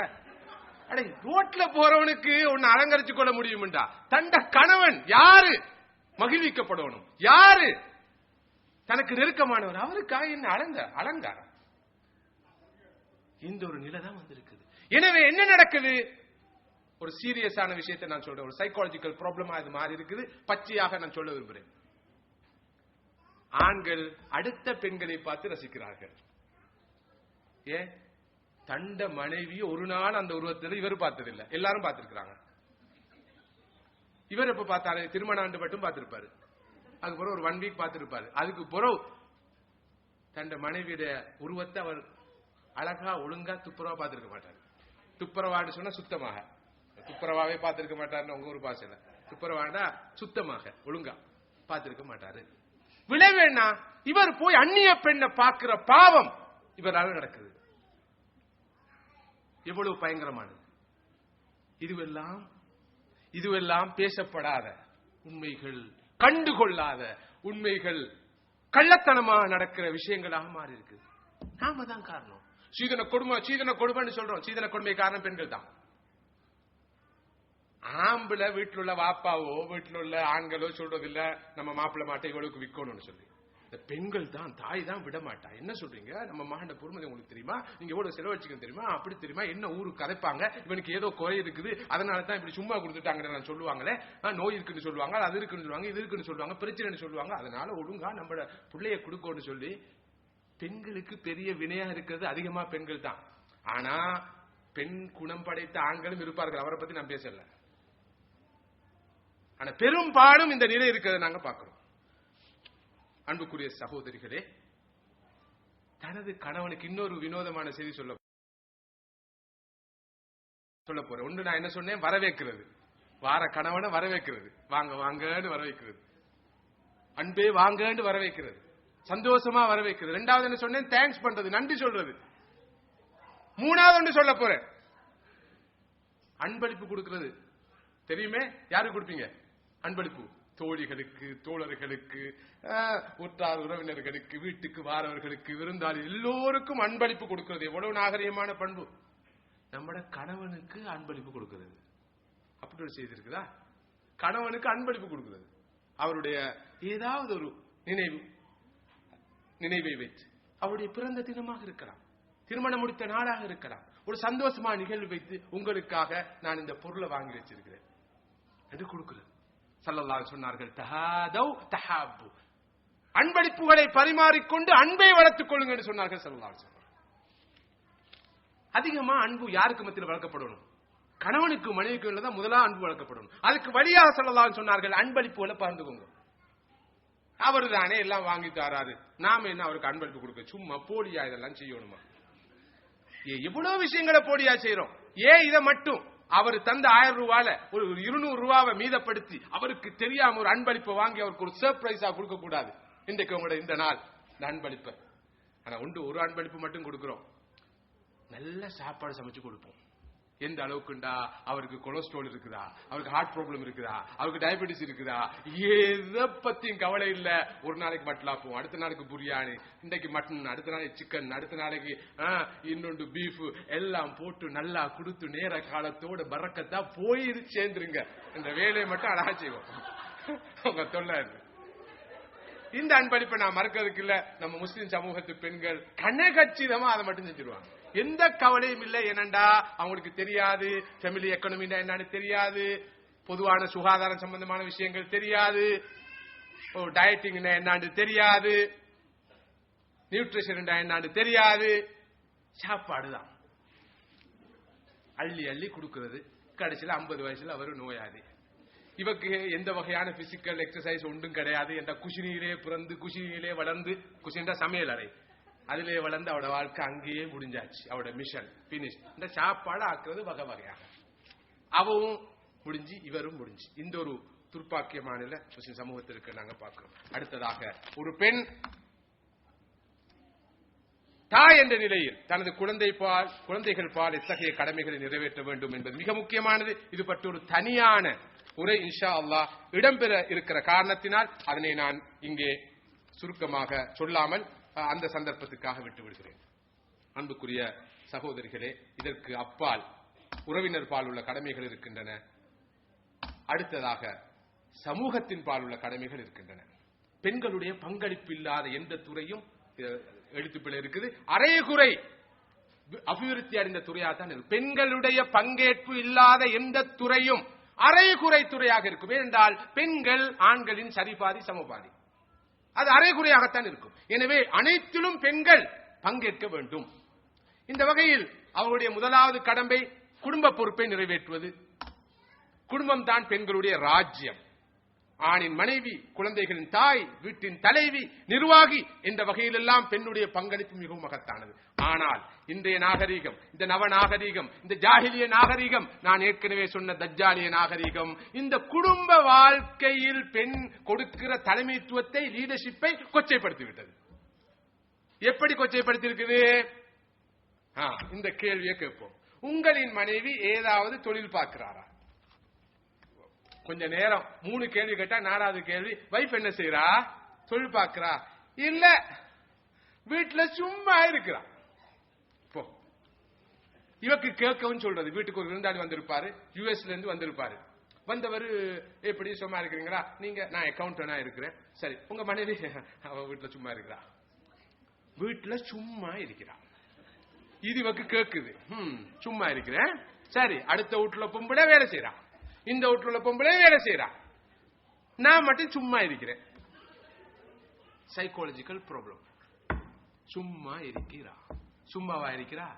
ஒரு பெண், ஒரு ஹவுஸ் வைஃப் என்று நீங்கள் இப்போது வர்ணிக்கிற ஒரு பெண், வீட்டில் இருக்கிற பெண், வீட்டு வேலை பார்க்கிற பெண், வீட்டு என்ற குட்டி ராஜ்யத்தை நிர்வகிக்கிற பெண், ஒரு நாளைக்கு குறைந்தபட்சம் 20 கிலோமீட்டர் நடக்கிறார்.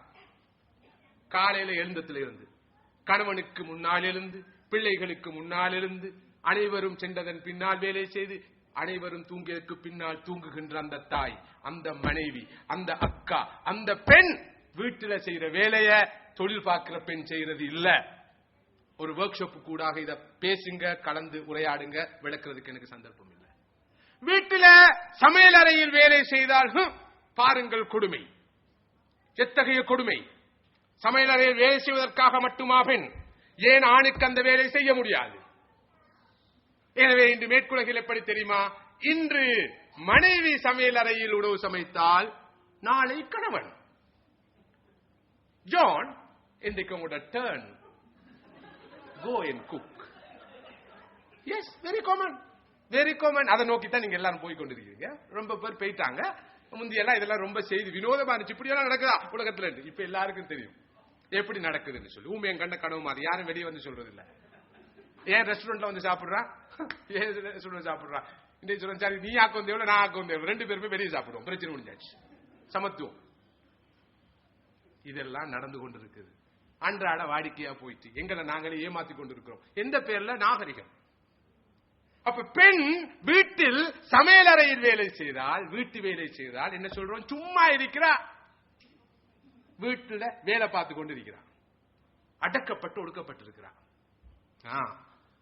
பிளைட்ல ஏர் ஹோஸ்டா வேலை செய்தா தெரியுமா? அந்த பொண்ணு எந்த அளவு முன்னேற்றா தெரியுமா? இப்ப அவ விமான பணிப்பெண். பறக்கிற சமையல் அறையில வேலை செய்தா பிரச்சனை இல்லை.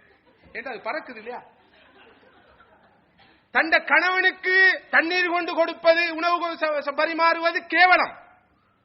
அதற்கு பேரு அடிமைத்துவம், அதற்கு பேரு பெண் ஆணாதிக்கம். அங்கே அடுத்தவன் வீட்டில், அடுத்தவன் கடையில், அடுத்தவன் காரியாலயத்தில், அந்த விமானத்தில் அசிங்கமான மனிதர்களுக்கு சில போது உணவு பரிமாறுவது. Can I help you sir? What can I do for you sir? Yes sir. Sir, sir. அவன் அப்படி கூப்பிடுவான், திரும்ப கூப்பிடுவான், அப்படி பார்ப்பான், இப்படி சிரிப்பான், கேவலமா சிரிப்பான். இதெல்லாம் என்ன? சம உரிமை, சம வாய்ப்பு, சமத்துவம். பெண்கள் விடுதலை அடைந்து விட்டார்கள், வானத்தில் பறக்கிறார்கள். பறக்கும் சமையல் அறையில் வேலை பார்க்கிறார். தனது வீட்டில் வேலைக்காரி. வீட்டுல பாருங்க வச்சிருக்க பாடு, தொழில் இல்ல, ஒன்றும் இல்ல. படிச்ச பொண்ணு வீட்டுல போட்டு அடக்கி வச்சிருக்காங்க. நாளைக்கு தொழில் கிடைச்சாச்சு, எங்க மிடில் ஈஸ்ட்ல அல்லது மற்றொரு நாட்டுல அல்லது சொந்த நாட்டிலேயே ஒரு இடத்துல போய் அங்க போய் வேலை பார்ப்பான். அவனுக்கு இவனுக்கும் வேலை பார்ப்பான். தொழில் பார்க்கிற பெண், நாகரிகமான பெண், கை நிறைய காசு எடுக்கிற பெண். எத்தகைய ஒரு மனோநிலையை வளர்த்து விட்டார்கள். இந்த பெண்ணை சந்திக்கு இழுத்து எப்படி மீண்டும் ஒரு முறை இந்த பெண்ணை கேவலப்படுத்தி விட்டார்கள். என்ன பெண் உரிமை இருக்குது? இழிவு, பெண் இழிவு நிகழ்வுகள் தான் தினந்தோறும் அரங்கேறிக் கொண்டிருக்கின்றன. சமய சம்பந்தம் இல்லாமல் எல்லா விளம்பரங்களிலும் பெண்கள், டயருக்கும் பெண், சோப்புக்கும் பெண், அடே சவக்காரம் போடுறது பொம்பளை மட்டுமா? அவக்கும் பொண்ணு. என்ன தொடர்பு இது? அதாவது பெண்ணை அன்று ஜாஹிலிய கால மக்கள் வெறும் கேவலமான சிற்றின்ப பொருளாக பார்த்தது போல இன்றும் அந்த பயன்படுத்துகிறார்கள். இத பெண்கள் பார்த்து கொண்டு பாத்தீங்களா? இது யாரு தெரியுமா? இவதான் அந்த நடிகை. யாரு தெரியுமா? இவதான் இந்த நடிகை. இப்பதான் லேட்டஸ்ட் சூப்பர் ஸ்டார். அரை குறை ஆடையவர் இருப்பா. எவ்வளவு ஆடையை குறைக்கிறாவோ அந்த அளவுக்கு வரப்புயர எல்லாம் உயரும். அன்புக்குரிய சகோதரர்களே, சகோதரிகளே, இதெல்லாம் அநாகரிகம் இல்லையா? கேவலம் இல்லையா? மனித இனத்துக்கு இழிவு இல்லையா?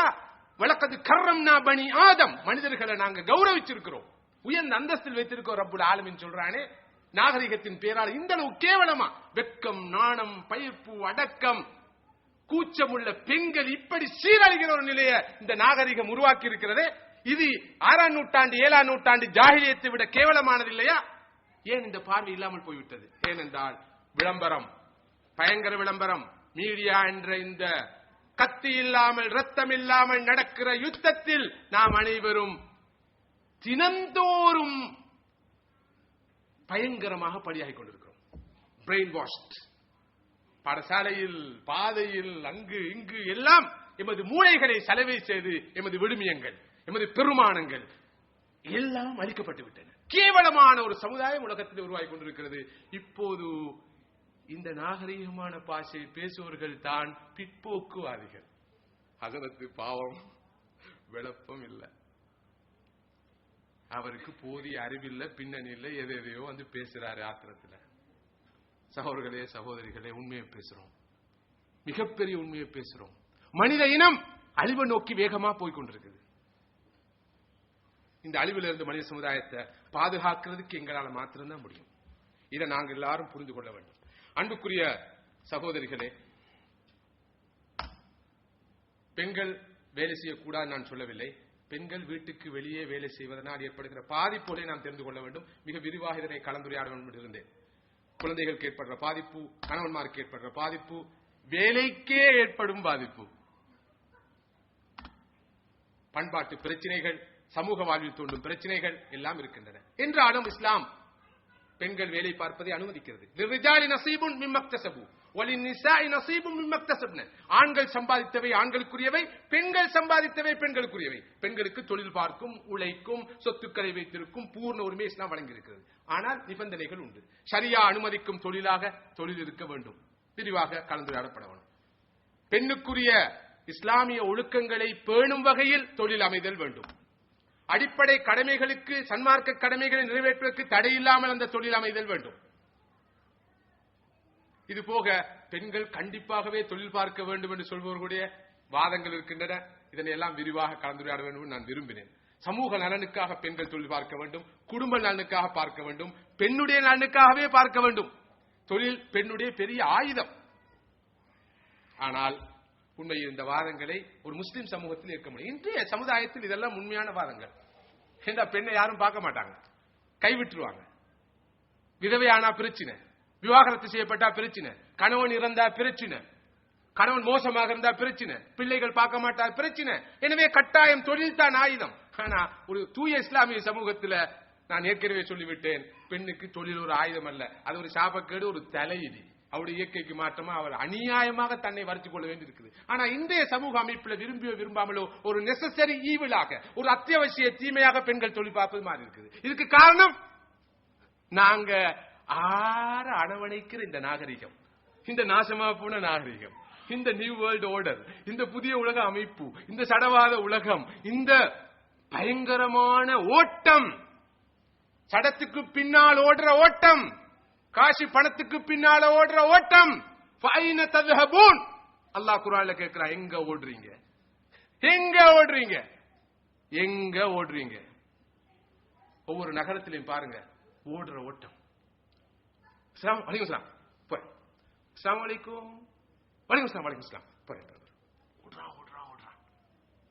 இஸ்ரா அலைஹிஸ்ஸலாம் வந்து அஸ்ஸலாமு அலைக்கும் வலைக்கும் சலாம் ஓட பாப்பாரு. ஓட முடியாது. ஏன் ஓட முடியாது?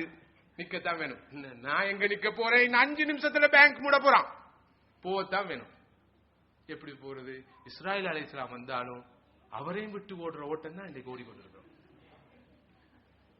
இந்த ஓட்டத்திலிருந்து எப்ப விடுபடுறது? நாம் எதை காண போறோம், எந்த விளைவு அடைய போறோம் என்பதை ஒரு முறைக்கு 9 முறை நாம சிந்திக்க வேண்டிய தேவையும் அவசியம் இருக்கிறது.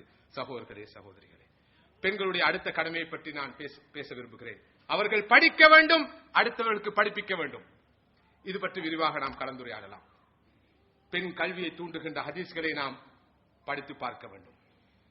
ஸல்லல்லாஹு அலைஹி வஸல்லம் அவர்கள் அன்சாரி பெண்களை அதிகம் பாராட்டுவார்கள். ஏன் தெரியுமா? அன்சாரி பெண்கள் தான் கூச்சத்தை தவிர்த்து பக்கத்தில் வைத்துவிட்டு தமக்கு சன்மார்க்க விஷயங்களை அறிந்து கொள்ள வேண்டும் என்பதற்காக அடிக்கடி அதிகமாக கேள்வி கேட்பார்கள். அல்லாஹ் ரசூல் இந்த வகையில் அதிகம் விஷயங்களை அறிந்து கொள்ள முயற்சிக்கிற அன்சாரி பெண்களை அடிக்கடி பாராட்டி பேசுவார்கள். இது பற்றிய பல ஹதீசுகள் இருக்கின்றன. நிறைய ஹதீசுகளை பெண்கள் அறிவித்திருக்கிறார்கள், நிறைய ஹதீசுகளை அறிவித்திருக்கிறார்கள். ஆனால் உங்களுக்கு தெரியும், போலி ஹதீசுகள், அதாவது ஃபேப்ரிகேட்டட் ஹதீசுகள் இருக்கின்றன. எந்த ஒரு பெண்ணும் வரலாற்றில் ஒரு போலி ஹதீஸை அறிவித்தார் என்பதற்கு எந்த ஆதாரமும் கிடையாது. ஆண்கள் தான் பொய் ஹதீஸை அறிவித்திருக்கிறார்கள். பெண்கள் ஒரு பொய்யான ஹதீஸை கூட அறிவித்ததாக வரலாறு இல்லை. ஆனால் இங்க உங்களுக்கு ஒரு முக்கியமான கேள்வி பிறக்கலாம். அவங்க போலி ஹதீஸ் அறிவிக்கிறதுக்கு ஹதீஸ் அறிவிச்சாதானே, ஹதீஸே அவங்க அறிவிக்கல, அதனால போலி ஹதீஸ்கள் அறிவிக்கிறதுக்கான வாய்ப்பு அவங்களுக்கு கிட்டலன்னு நீங்க சொல்லலாம். அப்படி அல்ல. பெண்கள் நிறைய ஹதீஸ்களை அறிவித்திருக்கிறார்கள். அன்னை ஆயிஷா ரலியல்லாஹு அன்ஹா மாத்திரம் 1115 ஹதீஸ்களை அறிவித்திருக்கிறார்கள். 1115 ஹதீஸ்களை அன்னை ஆயிஷா ரலியல்லாஹு அன்ஹா அவர்கள் மாத்திரம் அறிவித்திருக்கிறார்கள். அஷிஃபா பின்த் அப்துல்லா என்ற பெண்மணி ஸல்லல்லாஹு அலைஹி வஸல்லம் காலத்தில் ரசூலுல்லாஹ்வுடைய மனைவியான உமர் இப்னு கத்தாப் ரலியல்லாஹு அன்ஹுடைய மகளான ஹஃப்ஸா ரலியல்லாஹு அன்ஹா அவர்களுக்கு வீட்டுக்கு வந்து எழுத கற்றுக் கொடுத்தார்கள், பாடம் படித்துக் கொடுத்தார்கள். இது ஒரு பெரிய உண்மை. ஆயிஷா ரலியல்லாஹு அன்ஹாவை எடுத்துக்கொள்ளுங்கள். ஒரு முஃபஸ்ஸிராவாக, ஒரு முஹத்திஸாவாக, ஒரு ஃபக்கீஹாவாக, ஒரு அரசியல் துறை அறிவுள்ளவராக, ஒரு வரலாற்று மேதையாக எல்லாம் இருந்ததை நாங்கள் பார்க்கிறோம். பெண்கள் மகத்தான பங்களிப்பு வரலாறு நடிகளும் செய்திருக்கிறார்கள்.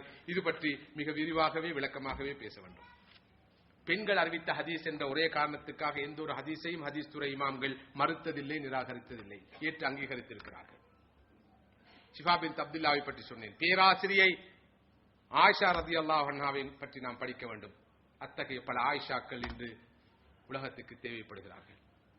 பெண் அறிவிப்பாளர்கள், பெண் ஹதீஸ் அறிவிப்பாளர்கள் 700 பேருடைய வரலாறு தொகுக்கப்பட்டிருக்கிறது.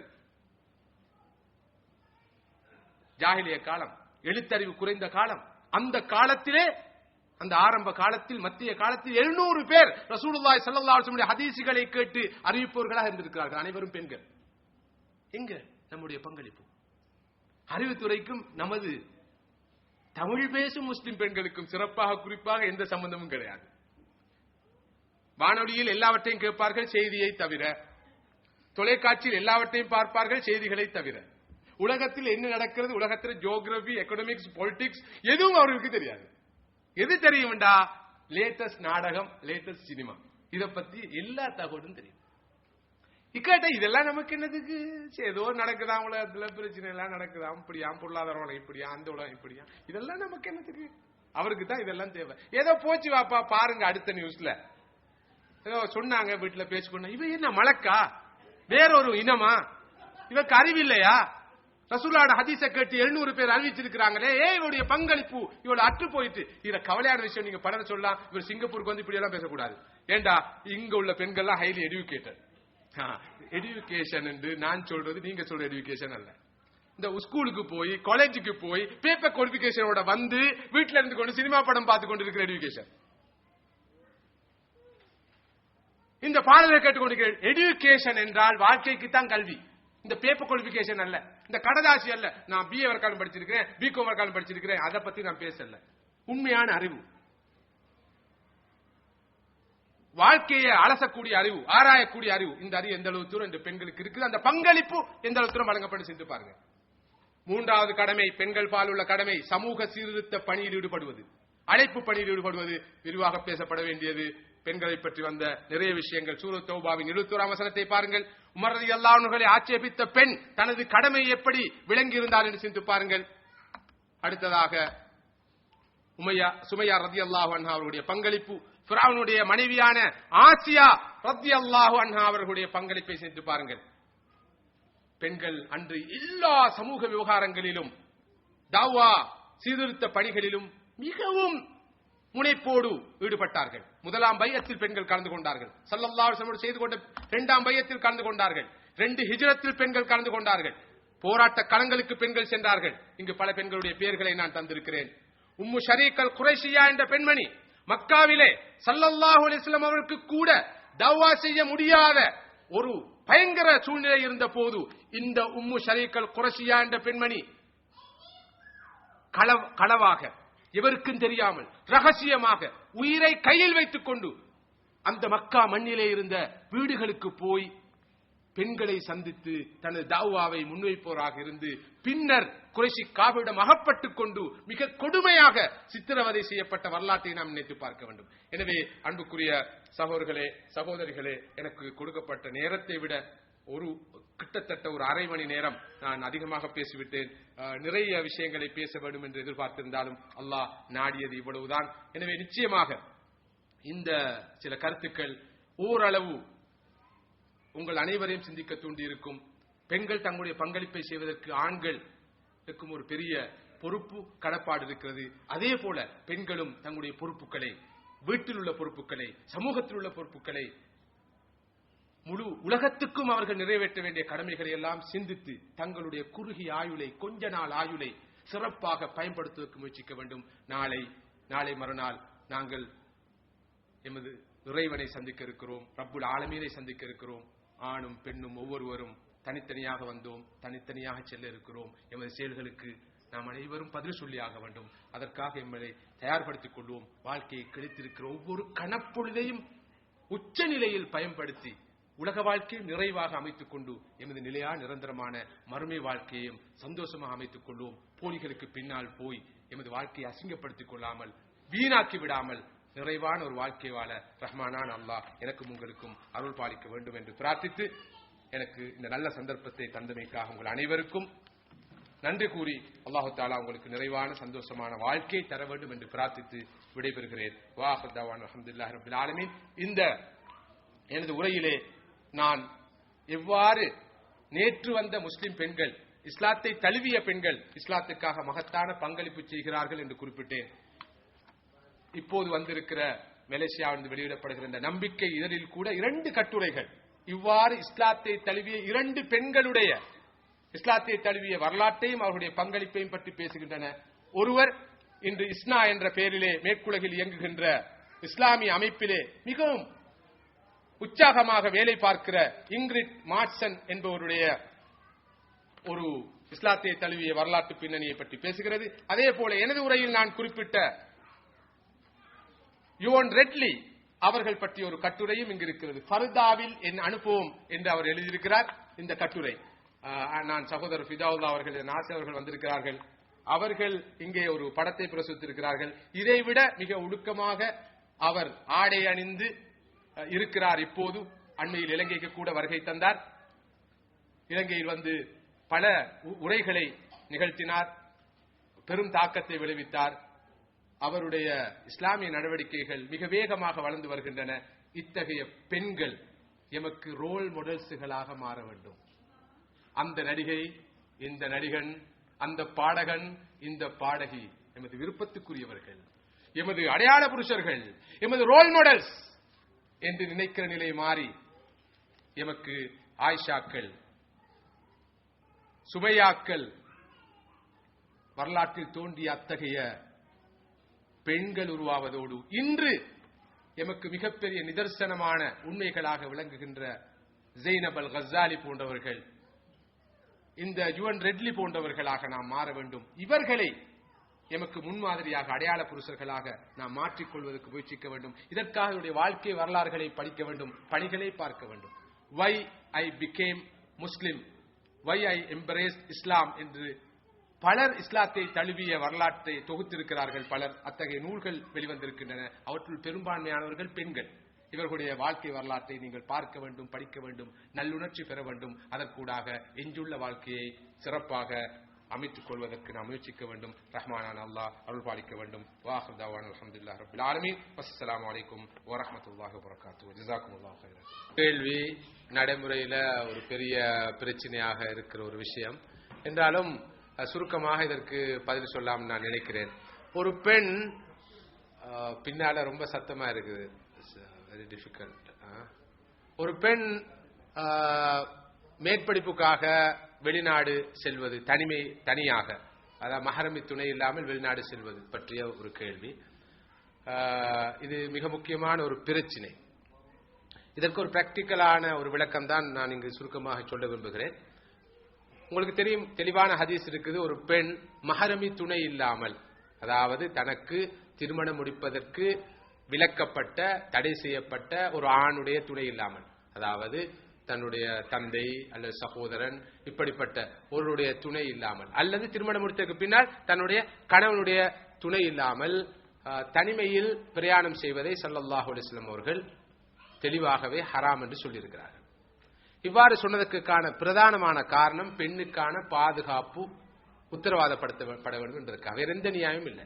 பெண்ணுடைய பாதுகாப்பை, அவருடைய கற்பை, அவருடைய பாதுகாப்பை உறுதி செய்ய வேண்டும் என்பதற்காகத்தான் ஸல்லல்லாஹு அலைஹி வஸல்லம் சொல்லியிருக்கிறார்கள்.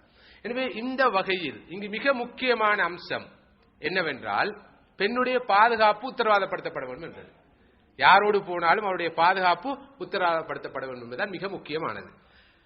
எனவே சில அறிஞர்கள், நவீன கால சில அறிஞர்களுடைய கருத்துப்படி, ஒரு பெண்ணுக்கு ஒரு மஹரமி துணை இல்லாத போதும் அவளுடைய கற்புக்கு, அவளுடைய பாதுகாப்புக்கு 100% அல்லது நியாயமான உத்தரவாதம் இருக்கும் என்றிருந்தால் அந்த பெண் பயணம் செல்லலாம் என்று சொல்லியிருக்கிறார்கள். ஆனால் உள்ள பிரச்சினை, இன்றைய உலகிலே, உலகம் நாம் வளமையா சொல்வது போல சுருங்கி இருக்கிறது உண்மைதான், குளோபல் வில்லேஜா இருக்கிறது உண்மைதான். ஆனா எந்த அளவுக்கு பெண்ணுக்கு பாதுகாப்பு இருக்கிறது என்ற ஒரு பிரச்சனை இருக்கிறது.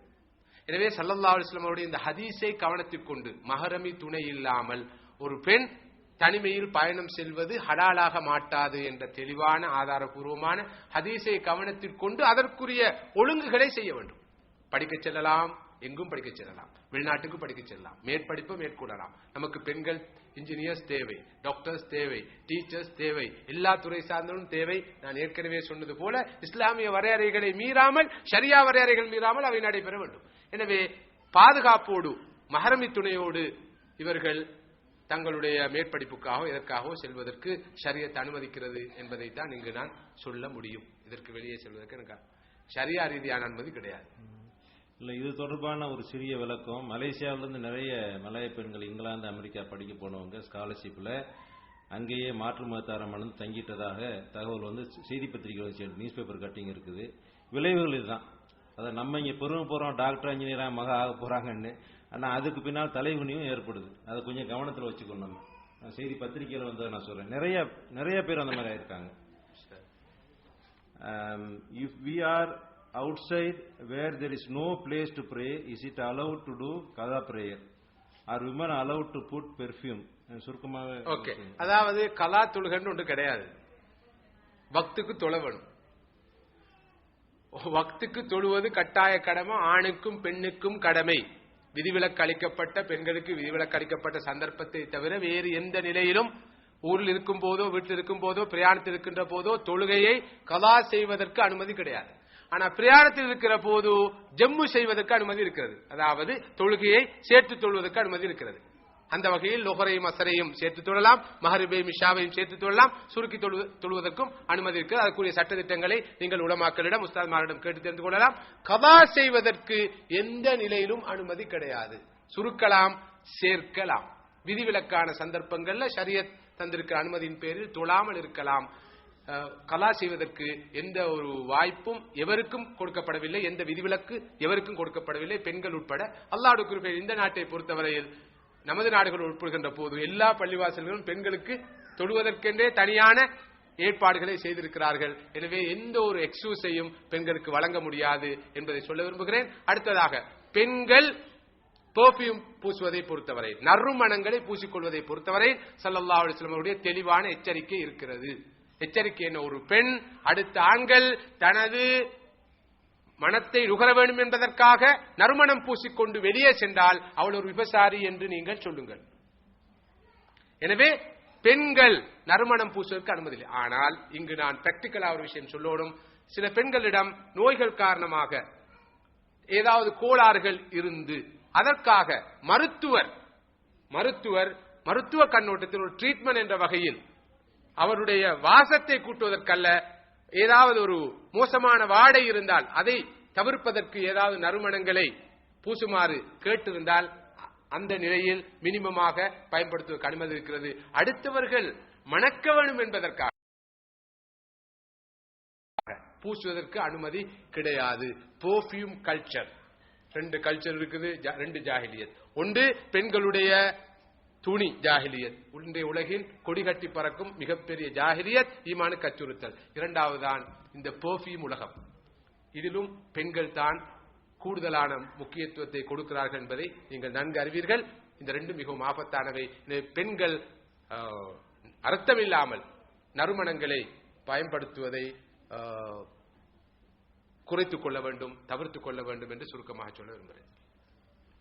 This question is very important, please ரிப்ளைன் போட்டிருக்கு. இதை தமிழ்ல கொஞ்சம் விளக்கமா சொல்லிடுறேன், இங்கிலீஷ்ல போட்டிருக்கு.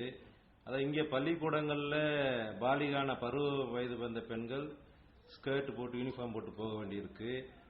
மேலும் மதரசா போட்டிருக்காங்க. ஆனா இப்ப மதரசால அல்மாரி பள்ளி இஸ்லாமியா அல்ஜுனைட்ல எல்லாம் ஆங்கில மீடியம் இருக்கு. மலாய் தெரிஞ்சிருக்குன்னு கட்டாயம் இல்லை, அதையும் தெரிஞ்சுக்கிறோங்க. இங்க மலாய் தெரிஞ்சு அரபி தெரிஞ்சதை தான் சேஃபா போட்டிருக்கு.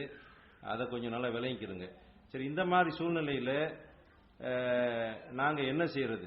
இந்த மாதிரி ஒரு நாட்டில் இப்படி சொன்ன என்ன செய்யறதுன்னு ஒரு கேள்வி. இன்னொரு தகவலையும் சொல்லிடுறேன். இது சம்பந்தமாக நம்ம சிங்கப்பூர் முஃப்தி அவர்கிட்ட ஒரு கேள்வி கேட்டு பதில் கொடுத்திருக்காரு. உங்களுக்கு தெரிஞ்சுக்கிறேன், கொஞ்சம் பிரச்சனை இருக்கு. அப்ப அந்த பிரச்சனைகள் வரும்போது சொன்னாங்க, அந்த கல்வி யூனிஃபார்ம் 2 பிரச்சனை இருக்குது. கல்விக்கு முக்கியத்துவம் கொடுத்து யூனிஃபார்மை இப்போதைக்கு அட்ஜஸ்ட் பண்ணிட்டு போலாங்கிற மாதிரி அவங்க அந்த முஃப்தி இது கொடுத்திருக்காங்க, விளக்கம் கொடுத்திருக்காங்க. இது ஒரு செய்தி. நீங்க இந்த பிரச்சனையை பொறுத்தவரையில நான் எந்த விடையும் சொல்றதுக்கு தயாரில்லை. காரணம் என்னண்டா, இது உங்க நடைமுறை பிரச்சனை, இந்த நாட்டோட சம்பந்தப்பட்ட பிரச்சனை. எனவே இது பற்றி இந்த நாட்டு அத்தாரிட்டிஸ் இருக்குது, இந்த நாட்டுடைய துறை சார்ந்தவர்கள் இருக்கிறார்கள், இஸ்லாமிய விவகாரத்துக்கு பொறுப்பானவர்கள், அரசு இருக்கிறது. அவர்களோடு நீங்கள் இந்த நாட்டில் வாழ்கிற ஒரு சமூகம் என்ற வகையில் நீங்கள் கலந்து பேசி ஒரு நடைமுறை சாத்தியமான ஒரு தீர்வை பெறுவதற்கு முயற்சிக்க வேண்டும். நான் இதற்கு தீர்வு சொல்வதற்கு எந்த வகையிலும் தகுதி உடையவனாகவோ அருகதை உள்ளவனாகவோ உரிமை உள்ளவனாகவோ கருதவில்லை என்பதை எனக்கு சுருக்கமாக சொல்லலாம். இதை நம்ம வகுப்புல பேசலாம், இதுக்கு சாத்தியமெல்லாம் இருக்குது. ஆனா முயற்சி பண்ணணும், கூட்டு முயற்சி தேவை. அதை நேற்று பேசணும் இல்லையா? ஐக்கியமாக இருந்தால் இதெல்லாம் நம்ம பெற முடியும். அதுதான் அது நம்மளுடைய இங்க உள்ள பிரச்சனை. இஸ்லாத்தில் பெண்கள் முகத்தை மூடுவது பற்றி எவ்வளவு அனுமதி இருக்கிறது? ஆனால் நிறைய இடத்துல இந்த கேள்வி கேட்டு பதில் சொல்லியிருக்காங்க. இப்போ புத்தகமாக வந்திருக்குது, பத்திரிகையில் வந்திருக்கு, இன்டர்நெட்ல வந்திருக்கு. பெண்களுக்கு உள்ள கடமைகளில் சமையல் எந்த அளவிற்கு இருக்கிறது? ஏனென்றால் கணவன் சமையல் ஒரு காரணம் காட்டி திட்டுவது, கடுமையான சொற்களை பயன்படுத்துவது, கோபம் கொள்வது என்பது இப்போது சமுதாயத்தில் நிலவுகிறது. விளக்கம் இதில் எல்லா வீட்லையும் கிடையாது. எங்க வீட்டுல நான் முக்கால்வாசி நான் தான் பார்த்து கொடுக்குறது. காகரி வெட்டுறது, கழுவுறது, துடைக்கிறது எல்லாமே பார்க்கறது தான். அதை விழிப்புணர்வு ஏற்படுத்தணும். சொல்லுங்க. சொல்லிட்டீங்க இல்ல முகத்தை போடுறத பத்தி. ஆமா, அப்படியா? பெண்கள் முகம் மூடுவதற்கு எந்த அளவுக்கு தூரம் அனுமதி இருக்கிறது? முகம் மூட வேண்டுமான்னு கேட்கல, மூடுறதுக்கு அனுமதி இருக்குதான்னு கேட்டு இருக்குது. நான் நினைக்கிறேன் அவங்க என்ன சொல்ல வராங்கன்னா, கண்டிப்பா பெண்கள் முகம் மூட வேண்டுமா. அதாவது 2 எக்ஸ்ட்ரீம். முழு உடம்பையும் மூடிக்கொண்டு செல்கிற சமூகம் ஒரு பக்கம், மூட வேண்டிய பகுதியெல்லாம் திறந்து கொண்டு போகிற சமூகம் ஒரு பக்கம். நமக்கு அந்த இடையில் உள்ள சமூகம் உருவானால் தற்போதைக்கு போதும். அதாவது குறைந்தபட்சம் முகம் கை தவிர்ந்த உடம்பின் ஏனைய பகுதிகளை மூட வேண்டும், 5 நிபந்தனைகளை பேண வேண்டும். உடம்போடு இறுக்கமான ஒட்டிய ஆடையாக இருக்கக்கூடாது, பல வர்ணங்களை கொண்டதாக இருக்கக்கூடாது, வாசனை திரவியங்கள் பூசப்பட்டதாக இருக்கப்படாது, காலத்துக்கு காலம் வரும் ஃபேஷனாக இருக்கக்கூடாது. இத்தகைய அடிப்படையான நிபந்தனைகளை பேணிய நிலையில் முகத்தையும் கைகளையும் திறந்த நிலையில் கூட ஒரு பெண் ஆடை அணிந்தால் அது இன்ஷா அல்லாஹ் இஸ்லாமிய ஆடையாக அங்கீகரிக்கப்படும், ஏற்றுக்கொள்ளப்படும். ஆனால் பேணுதலுக்காக யாராவது முகத்தை மூடிக்கொண்டு செல்கிறார்களா, அவர்களை ஆட்சேபிப்பதற்கு எங்களுக்கு எந்த உரிமையும் கிடையாது. அவர்கள் தாராளமாக மூடிக்கொண்டு செல்லலாம். ஆனால் இஸ்லாமிய ஆடை என்ற வகையில் நாம் வலியுறுத்தி சொல்வது, முகம் கை தவிர்ந்த ஏனைய பகுதிகளை நீங்கள் முற்றாக ஒழுக்கமாக பண்பாடாக மூடி மறைத்துக் கொள்ளுங்கள். இதுவே உங்களுக்கு போதுமானதாக இருக்கும். அல்லாஹ் உங்களை பொருந்திக் கொள்வதற்கு போதுமானதாக இருக்கும். இது பற்றிய ஷரியா ஆதாரங்களை விரிவாக பேச வேண்டும். திரும்ப மறுமுறை சொல்கிறேன், யாரும் முகத்தை மூடிக்கொண்டு சென்றால் அவரை பிழை என்று சொல்வதற்கு எமக்கு உரிமை இல்லை. அவர்களுக்கு ஆதாரம் இருக்கிறது.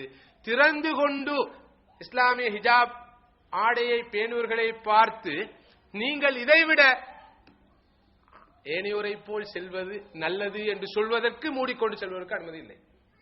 இதை மனதில் கொள்ள வேண்டும். அந்த கேள்வி முழுமை பெறல. சமையல் அறையில நபி ஸல்லல்லாஹு அலைஹி வஸல்லம் மனைவிக்கு உதவியாக வரலாறுல இருக்குது சீராவில். அவர்களை தனித்து சமைத்து கொடுத்ததாகவும் இருக்குது. சரி, ஒரு ஹதீஸை மட்டும் நான் சொல்கிறேன். ஸல்லல்லாஹு அலைஹி வஸல்லம் சொன்னார்கள், ஹைருக்கும் ஹைருக்கும் லி அஹ்லிஹி வ அன ஹைருக்கும் லி அஹ்லி.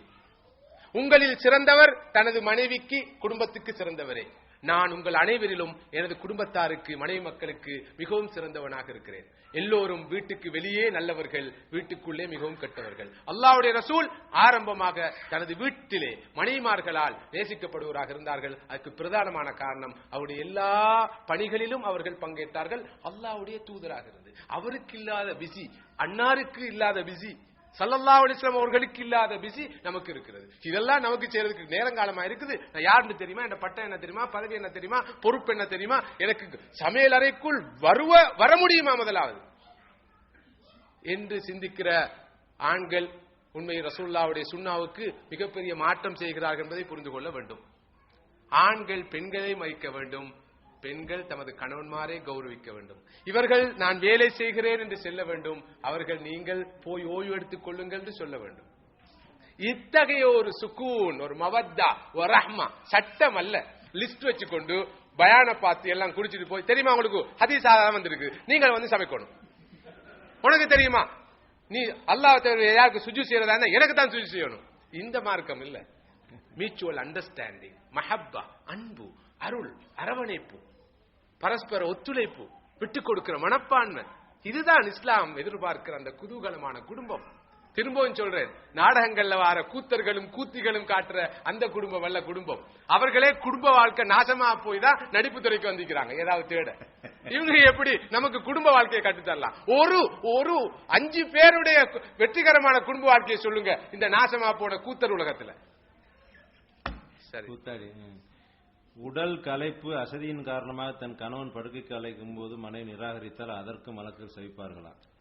இங்கும் நான் சட்டம் பேசவில்லை. அதாவது உடல் களைப்பின் காரணமாக ஒரு பெண் இப்படி நடந்து கொண்டால் அந்த நிலையிலும் மலக்குகள் சவிப்பார்களா? மலக்குகள் என்றாலே அவர்கள் அன்புமயமானவர்கள், ரஹ்மத்துடைய மலக்குகள். அவர்களுக்கு மனிதர்களுடைய குறைநிறைகள் தெரியும். அவர்கள் மனிதர்கள் மலக்குகள் அல்ல என்பது மலக்குகளுக்கு தெரியும். எனவே மலக்கள் என்பவர்கள் சவிப்பதற்கென்று படைக்கப்பட்டவர்கள் அல்ல. எனவே ஆணும் தெரியும் தானே கேட்ட ஹதீஸ், மலக்கள சாபம் வேணுமா போ என்று சொல்ற நிலை பிழையானது. உண்மையில் இங்கும் அந்த பரஸ்பர புரிந்துணர்வு அவசியம். அடுத்தவருடைய விருப்பு வெறுப்புகளை, உடல்நிலை உட்பட உளநிலையை புரிந்து கொண்டு பண்பாடாக விட்டு கொடுத்து நடக்க வேண்டும் என்பதுதான் இஸ்லாத்துடைய எதிர்பார்ப்பு. அத்தகைய ஒரு சமூகத்தை தான் இஸ்லாம் கட்டி எழுப்ப விரும்புது. சட்டம் பேசுற ஒரு சமூகத்தை அல்ல, வறண்ட காய்ந்த மசாலா பேசுற ஒரு சமுதாயத்தை அல்ல. எப்படி இருக்கு அப்படி இருக்கு, ஹஜரத் இப்படி சொல்றார், புத்தகத்தில் இப்படி வருது, கிதாபில் இப்படி வருது, இப்படித்தான் கேட்டோம், அப்படித்தான் சொன்ன, இதெல்லாம் மார்க்கம். இதுக்கு நிறைய உதாரணங்கள் சொல்லலாம். இஸ்லாம் என்றது இவ்வளவு இங்கிதமான மார்க்கம், விட்டு கொடுக்கிற மார்க்கம் என்பதற்கு நிறைய உதாரணங்களை நாம சொல்லலாம். எனவே இதில் சட்டம் பேசாமல் பரஸ்பர புரிந்துணர்வோடு நடந்து கொள்வதுதான் இஸ்லாம் காட்டுற வழிகாட்டல். கணவன் நன்றாக குடும்பம் நடத்தி வந்தார், திடீரென்று அவரின் மாற்றம் வந்துவிட்டது. ஷரியத்துப்படி மனைவிக்கு தெரியாமல் 2வது கணவன் துணையை தேர்வு செய்து கொண்டார். இந்த நிலையில் கணவனின் கடமைகளை எந்த அளவு நிறைவேற்றுவது? கணவனின் குடும்பமும் இதனை கவனிக்கவில்லை. பாதிக்கப்பட்ட சகோதரின் கவலைக்குரிய சகோதரன். பின்குறிப்பு, சிங்கப்பூரில் பல கணவர்கள் நிலை இப்படித்தான்.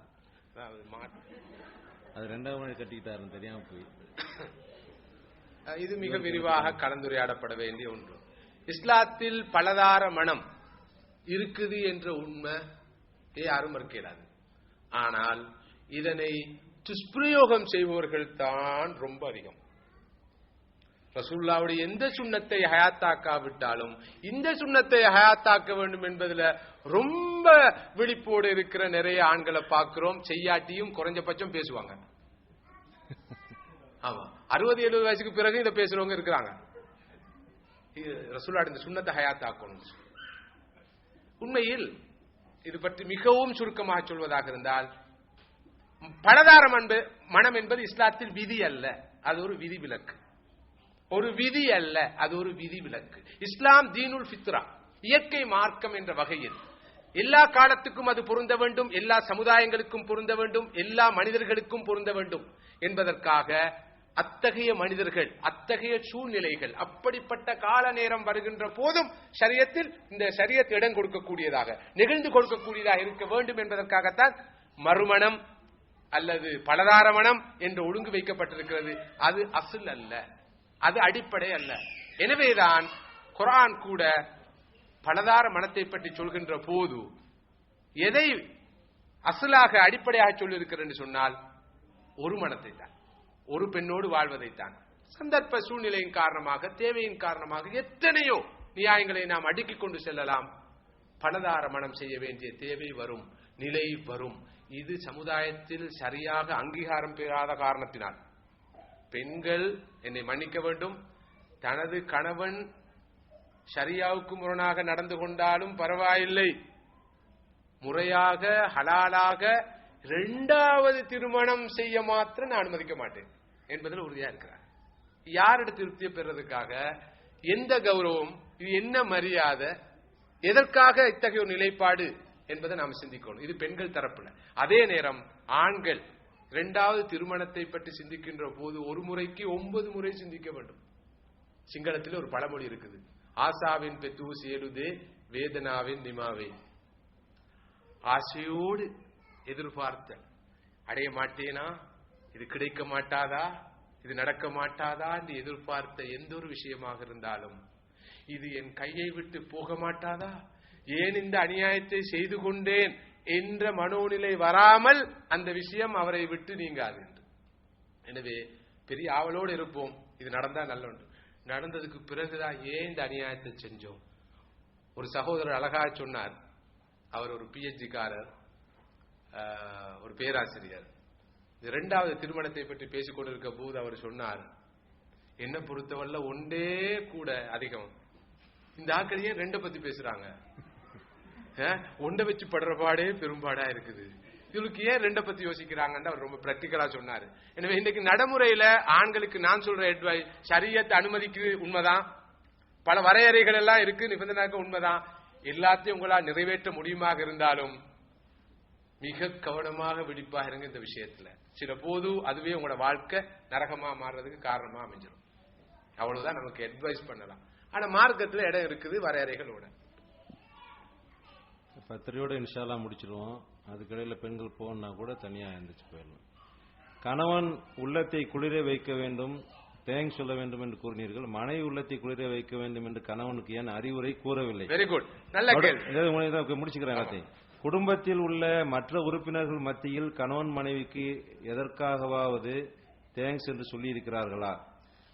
திங்கள் முதல் சனி வரை நீ சமைத்தாய், இன்று ஞாயிறு விடுமுறை, நான் சமைத்து விடுகிறேன் என்று கணவன் சொல்வது கூட இல்லையே.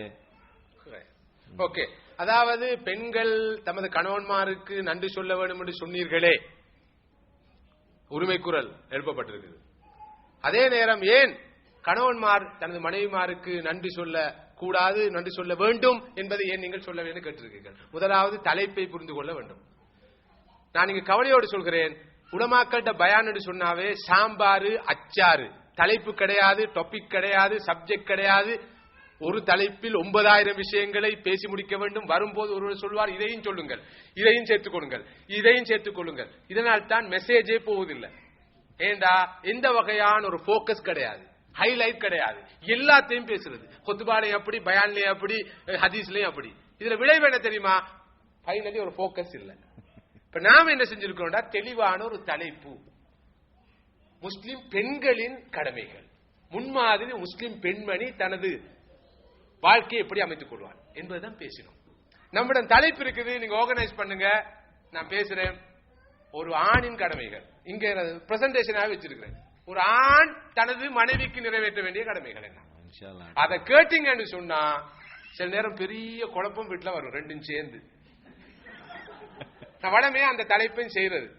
ஒரு முன்மாதிரி முஸ்லிம் ஆண் தனது குடும்பத்தோடு ஒரு தலைப்பு நம்மகிட்ட இருக்குது. சரி, அந்த தலைப்புல ஆண்களுக்கு நாம எல்லாத்தையும் சொல்லுவோம். இங்கேயும் நான் சில இண்டிகேஷன் செய்யாமல் இல்ல.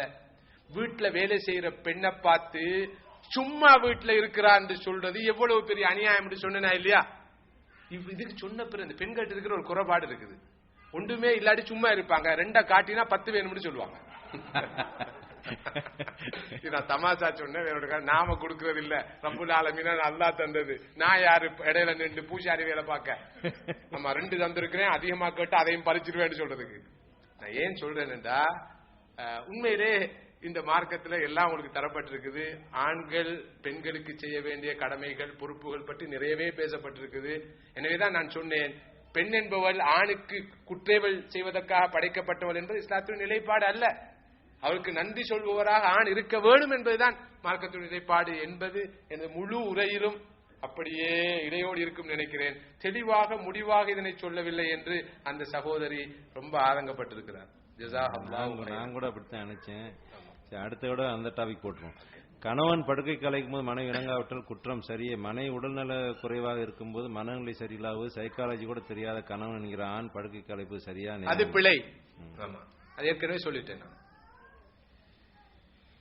கணவன் வீடு திரும்பும் போது மனைவி கொடுக்கும் ரிசப்ஷன் பற்றி விமர்சித்தீர்கள். அந்த கணவன் சலாம் சொல்லி கதவை தட்டி டியர் நான் வந்திருக்கிறேன் டியர் என்று இங்குள்ள ஆண்கள் யாராவது கூறியிருக்கிறார்களா? கூற வேண்டும்.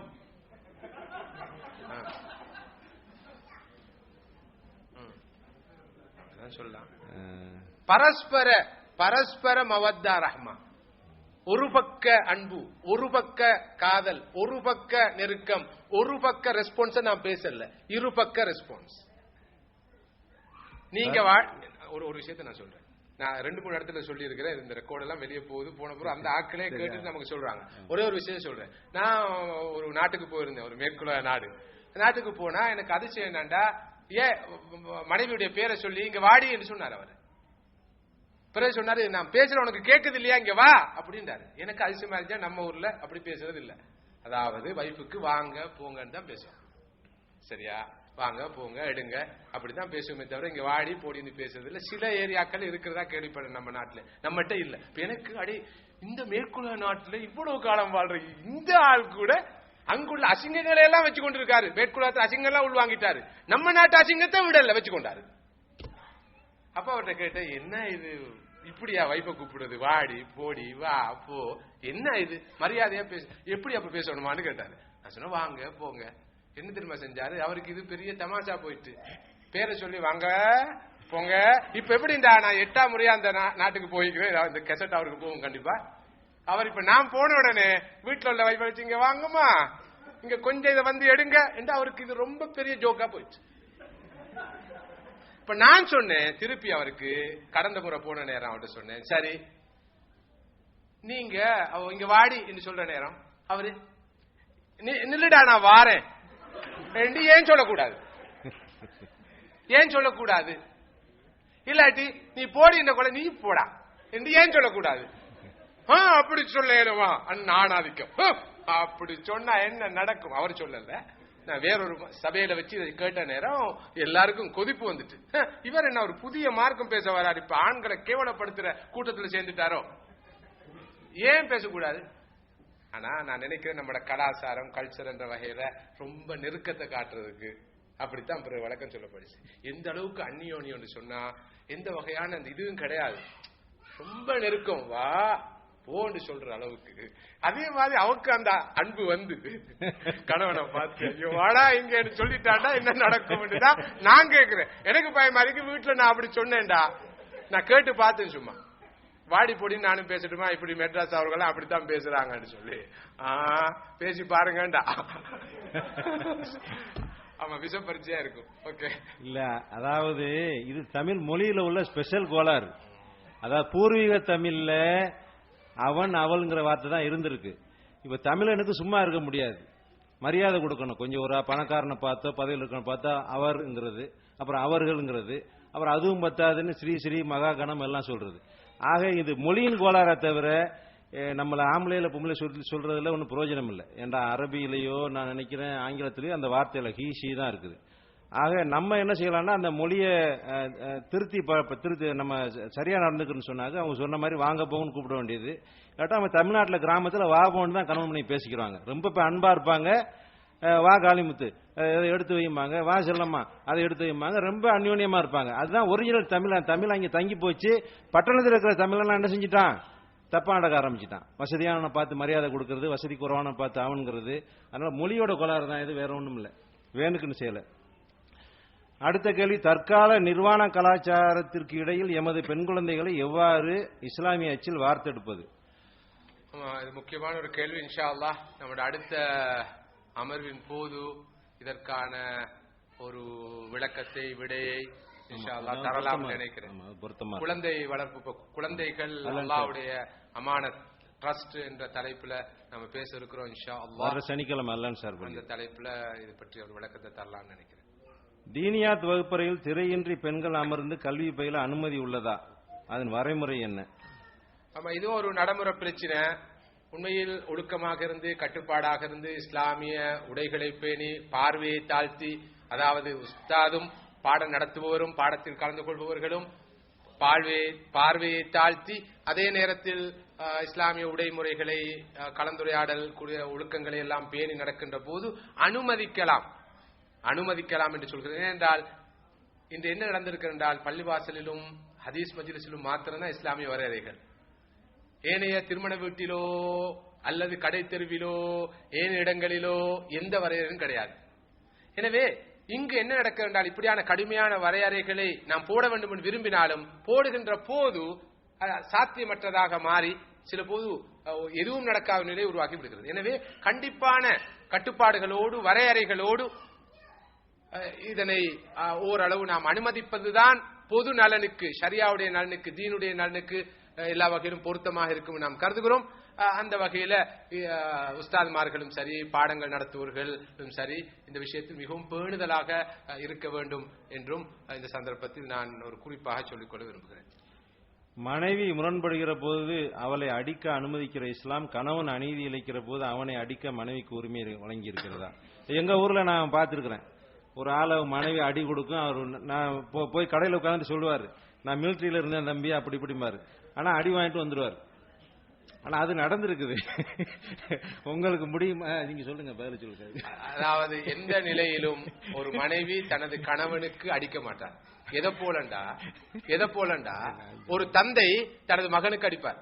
மகன் வந்து கேட்பாரா, எனது தந்தைக்கு மகனுக்கு அடிக்க எனக்கு அடிக்க அனுமதி இருக்கும் என்றால் ஏன் திருப்பி எனது தந்தைக்கு அடிப்பதற்கு எனக்கு அனுமதி இல்லை? அப்படி கேட்டால் அந்த பையனுடைய பண்பாட்டில் உள்ள கோளாறை காட்டும் அல்லது தலையில் உள்ள கோளாறை காட்டும். ஏன்னா தந்தையுடைய அந்தஸ்து. அதே போல நாம் எவ்வளவு இங்கு உரிமைகளை பற்றி பேசினாலும் கணவன் என்பவர் எத்தகைய ஒரு அந்தஸ்தில் இருக்கிறார் என்பதை புரிந்து கொண்டால் ஒரு பெண் இந்த கேள்வியை கேட்க மாட்டார். எனது தாய் அடித்தால் திருப்பி தாய்க்கு அடிக்க முடியாதா? ஏன் அடிக்க முடியாது? நானும் மனிதன் அவளும் மனிதன் என்று கேட்க மாட்டாங்க யாரும். இதே நிலையில தான் ஒரு கணவன் இருக்கிறார். எந்த அளவுக்கு என்றால் இறுதியா ஒரு குறிப்பை சொல்றேன் இந்த கேள்வியோடு தொடர்பாக.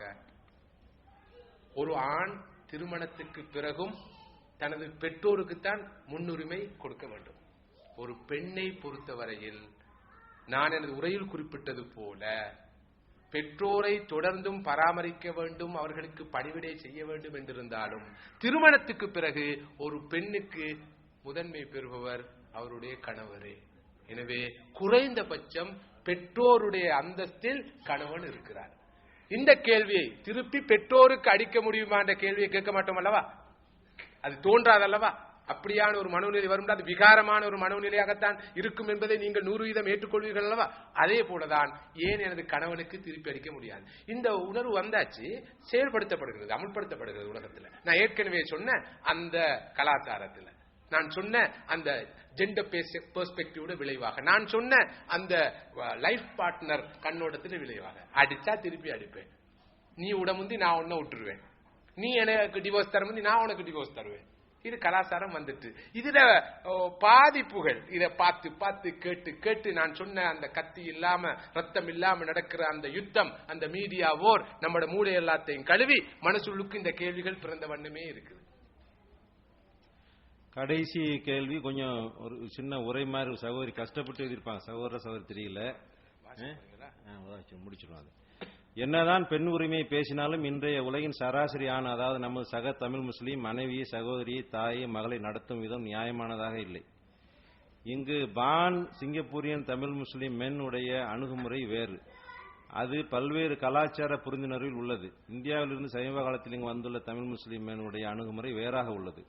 கணவன் மனைவியை நல்ல தோழியாக சமூகத்தில் கூட சொல்ல வேண்டாம், தன்னளவில் கூட நடத்துவதில்லை. மனைவியாக உள்ளவளோ பயந்து பயந்து கணவனிடம் பேசுகிறாள். எங்கே கணவன் என்கிற இந்த முதலாளி மனம் கோணி தன்னை வெறுத்து விடுவானோ என்று நடுங்கி நடுங்கி சமைத்து போட்டு படுக்கையை கூட பகிர்ந்து கொள்ள உத்தரவுக்காக காத்திருக்கிறார். இதெல்லாம் மேட் இன் இந்தியா முஸ்லீம் ஆண்கள். சிங்கப்பூரில் பிறந்து வளர்ந்து கணவன் மனைவிக்கு பொருளாதாரம் ஒரு பெரிய இடைஞ்சலே கிடையாது. விளைவு டைவோர்ஸ். மனிதநேயம், புரிந்துணர்வு, குடும்பத்தில் நட்பாக இருத்தல், இந்த பாடம் எல்லாம் எல்லா தமிழ் முஸ்லீம்களுக்கும் எட்டாத இடத்தில் உள்ளது. இப்படிப்பட்ட தமிழ் முஸ்லீம் ஆண்களுக்கு சாட்டையடி கொடுப்பது எப்படி? ஆமா, அதாவது தமிழ் முஸ்லீம் ஆண்கள் என்று சொல்லி பொய்யா பொடியா சொல்ல வேண்டிய அவசியம் இல்லை. சரி, நான் நினைக்கிறேன் அந்த சகோதரி பாதிக்கப்பட்டிருக்கலாம் அல்லது மற்றொருவருடைய பாதிப்பை அவர் அறிந்திருக்கலாம். சரி, ஏதோ இந்த சமூகத்தில் வாழ்ற காரணத்தினால ஏதோ தமிழ் முஸ்லிம் ஆண்கள் மாத்திரம்தான் கொடுமை செய்கிறார்கள் நினைக்கிறீர்கள். ஆனா உண்மையான தரவுகளை தகவல்களை பார்ப்பீங்கன்னு சொன்னா நாரி நாத்தம் எடுக்கிற ஒரு நாகரிகத்தை தான் நாங்க உலகத்துல பாக்குறோம். இந்த தமிழ் பேசும் முஸ்லிம் ஆண்கள் கூட அடித்தாலும் கூட பண்பாடா நடந்து கொள்கிறார்கள், அடித்து விட்டு அரவணைக்கிறார்கள், அவர்கள் அடித்து துரத்தியே விடுகிறார்கள், அடுத்த நாளே டிவோர்ஸ் பண்ணி விடுகிறார்கள். இதுதான் இன்றைய உலகம். எனவே தமிழ் முஸ்லிம் சகோதரர்கள் என்ற அந்த வரையறை நான் ஒரு நாளும் அங்கீகரிக்க மாட்டேன். பொதுவாக உலகத்தில் பெண்களுக்கு அநியாயம் நடக்கிறது, வகை வகையாக நடக்கிறது, விதவிதமாக நடக்கிறது. நம்மவர்கள் கொஞ்சம் விகாரமாக நடந்து கொள்வார்கள், அவர்களோ பண்பாடாக அறுப்பார்கள். இதுதான் இன்றைக்கு நடந்து கொண்டிருக்குது. யாரு செய்தாலும் இது மாபெரும் குற்றம், கொடுமை. இதற்கு காரணம் நீங்கள் சொல்ற மனிதநேயம், அந்த சொற்பிரயோகங்கள் எடுங்க, மனிதநேயம், புரிந்துணர்வு, நட்போடு நடத்தல், இதை எந்த கவுன்சிலரும் தரையலாது, எந்த மோட்டிவேட்டரும் தரையலாது, எந்த சைக்கியாட்ரிக் டாக்டரும் தரையலாது, யாரும் உங்களுக்கு தரையலாது. இந்த புரிந்துணர்வு வர வேணுமா, மனிதநேயம் வர வேணுமா, குடும்பத்தில் நட்போடு நடக்கிற மனோபாவம் வர வேணுமா, ரப்புல் ஆலமீனான அல்லாஹ்வை பயந்து நடக்கிற நிலை வரணும். திரும்பவும் சொல்றேன், அலி அல்லாஹ்வுடைய மகன் ஹசன் ரலியல்லாஹு அன்ஹு அவர்கள் அந்த மனிதனுக்கு சொன்னது, உனது மகளை அல்லாஹ்வை அஞ்சி பயந்து நடக்கிற ஒரு ஆணுக்கு திருமணம் முடித்து வை. அவன் அந்த பெண்ணை விரும்பினால் கௌரவமாக நடத்துவான். அந்த பெண் அவனுக்கு பிடிக்காத போது குறைந்தபட்சம் அந்த பெண்ணுக்கு அநியாயம் செய்ய மாட்டான், அல்லாஹ்வை பயந்தவனாக நடந்து கொள்வான். தக்குவா இல்லாத இடத்தில், இறையச்சம் இல்லாத இடத்தில், ஈமான் இல்லாத இடத்தில், நாளை மறுமையில் எனது நடத்தைகளுக்கு பதில் சொல்ல வேண்டுமே என்ற பயம் இல்லாத இடத்தில் ஒரு நாளும் மோரல் எஜுகேஷன், அந்த மோட்டிவேஷன், இந்த கவுன்சிலிங் ஒன்றும் எந்த பயனையும் தராது என்ற உண்மையை மட்டும் புரிந்து கொள்ளுங்கள். எனவே நட்பு, மனிதநேயம் எல்லாம் வரும் ஈமானுக்கூடாகத்தான், இஸ்லாத்துக்கூடாகத்தான், தக்குவாவுக்கூடாகத்தான். அதனை உங்களது குழந்தைகளில் வளருங்கள், இளைஞர்களில் வளருங்கள். நிச்சயமாக வளமான வாழ்க்கை இந்த உலகத்தில் கிடைக்கும், இந்த உலகத்துக்கு பின்னால நிலையான நிரந்தரமான மறுமையில கிடைக்கும். அல்லாஹ் போதுமானவன். ஹஸ்புனல்லாஹு வ நிஅமல் வக்கீல். நிகழ்ச்சி நிறைவு பெறுகிறது. துஆ இஸ்திக்பாரா சொல்லி முடிக்கிறது. அமர்ந்திருங்க. சுப்ஹானல்லாஹி வ பிஹம்திஹி சுப்ஹானக்கல்லாஹும்ம வ பிஹம்திக நஷ்ஹது அல்லா இலாஹ இல்லா அன்த نستغفرك ونتوب إليك وصلى الله وسلم على خير خلقه سيدنا محمد وعلى آله وصحبه أجمعين. سبحان ربك رب العزة عما يصفون وسلام على المرسلين والحمد لله رب العالمين. والسلام عليكم ورحمة الله وبركاته.